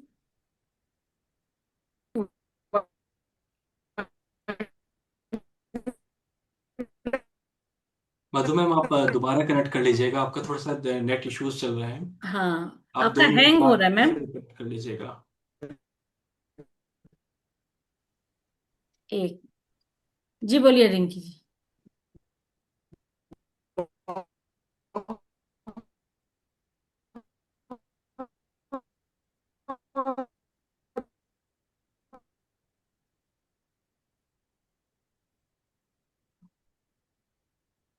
जी मैं बस यही कहना चाहती थी कि जिन लोगों ने अभी टाइमिंग के बारे में पूछा था ना, तो वो तो जी बेफिक्र रहिए, क्योंकि हमारा क्लास चलता है ना, तो हमारा क्लास 2.5 घंटे का हो जाता है, तो हम बोर हो जाते हैं या सोने के लगते हैं, लेकिन सर कहते हैं अभी रुको रुको। तो इसलिए मैं कहती हूँ कि वो तो टेंशन फ्री हो जाए कि टाइमिंग का कोई इशू नहीं रहेगा। जी। या मुझे यही बोलना था, तो मैंने कहा कि मैं ये बात भूल गई, तो मैं एक बार बोल के आती हूँ। Okay okay okay. जी जी। और नहीं, सभी से रिक्वेस्ट है, कल आइएगा, कल बहुत इंपॉर्टेंट पढ़ना है हम लोगों को, जितने लोग भी बचे हुए हैं सब लोग कल ज्वाइन करिए। और we will discuss about the BTR techniques, नाम आइडेंटिफिकेशन टेक्निक्स, और इवेंट प्रोडक्शन टेक्निक, किस टाइम पे इवेंट होगा। तो बाकी चीज़ें ठीक है, चलती रहेंगी, ज्वाइन होना नहीं होना वो तो अपने ऊपर है। बाकी आप लोग ना कल अच्छे से पढ़िए, हम लोग और भी कल डिस्कशन करेंगे। और time should be tomorrow, ma'am कितने बजे रहेगा? 6:44 आई किसी थिंक। को अगर कुछ डाउट है, अगर कुछ पूछना है सर से, बेझिझक पूछ सकते हैं। जो आज का कोर्स पढ़ाया है उसमें अगर कुछ डाउट उनको आया हो, तो अगर वो है तो कुछ वो आप सर से पूछ सकते हैं बेझिझक। तेज जी, अगर कोई आपको समझ रिक्वेस्ट में आया? हो, चीजें नहीं समझ में आई हो तो भी आप क्लियर कर दीजिए, क्योंकि मैंने थोड़ा तेज पढ़ा है, मुझे ही पता है। मैं चाह रहा था और दे दूं, लेकिन टाइम हो रहा था इसलिए मैं रुक गया, आप लोग बोर हो जाते। नहीं नहीं। अ, ठीक है। मैं आज तो और टॉपिक लेके आया था कि मैंने मैम से बोला था स्पेशली मुझे बहुत सारे पीडीएफ बना के दीजिए, ये भी बना दो वो भी बना दो। मैम कहते इतना पढ़ाओगे? मैंने कहा इतना ही पढ़ाऊंगा, बट वो मैं रुक गया।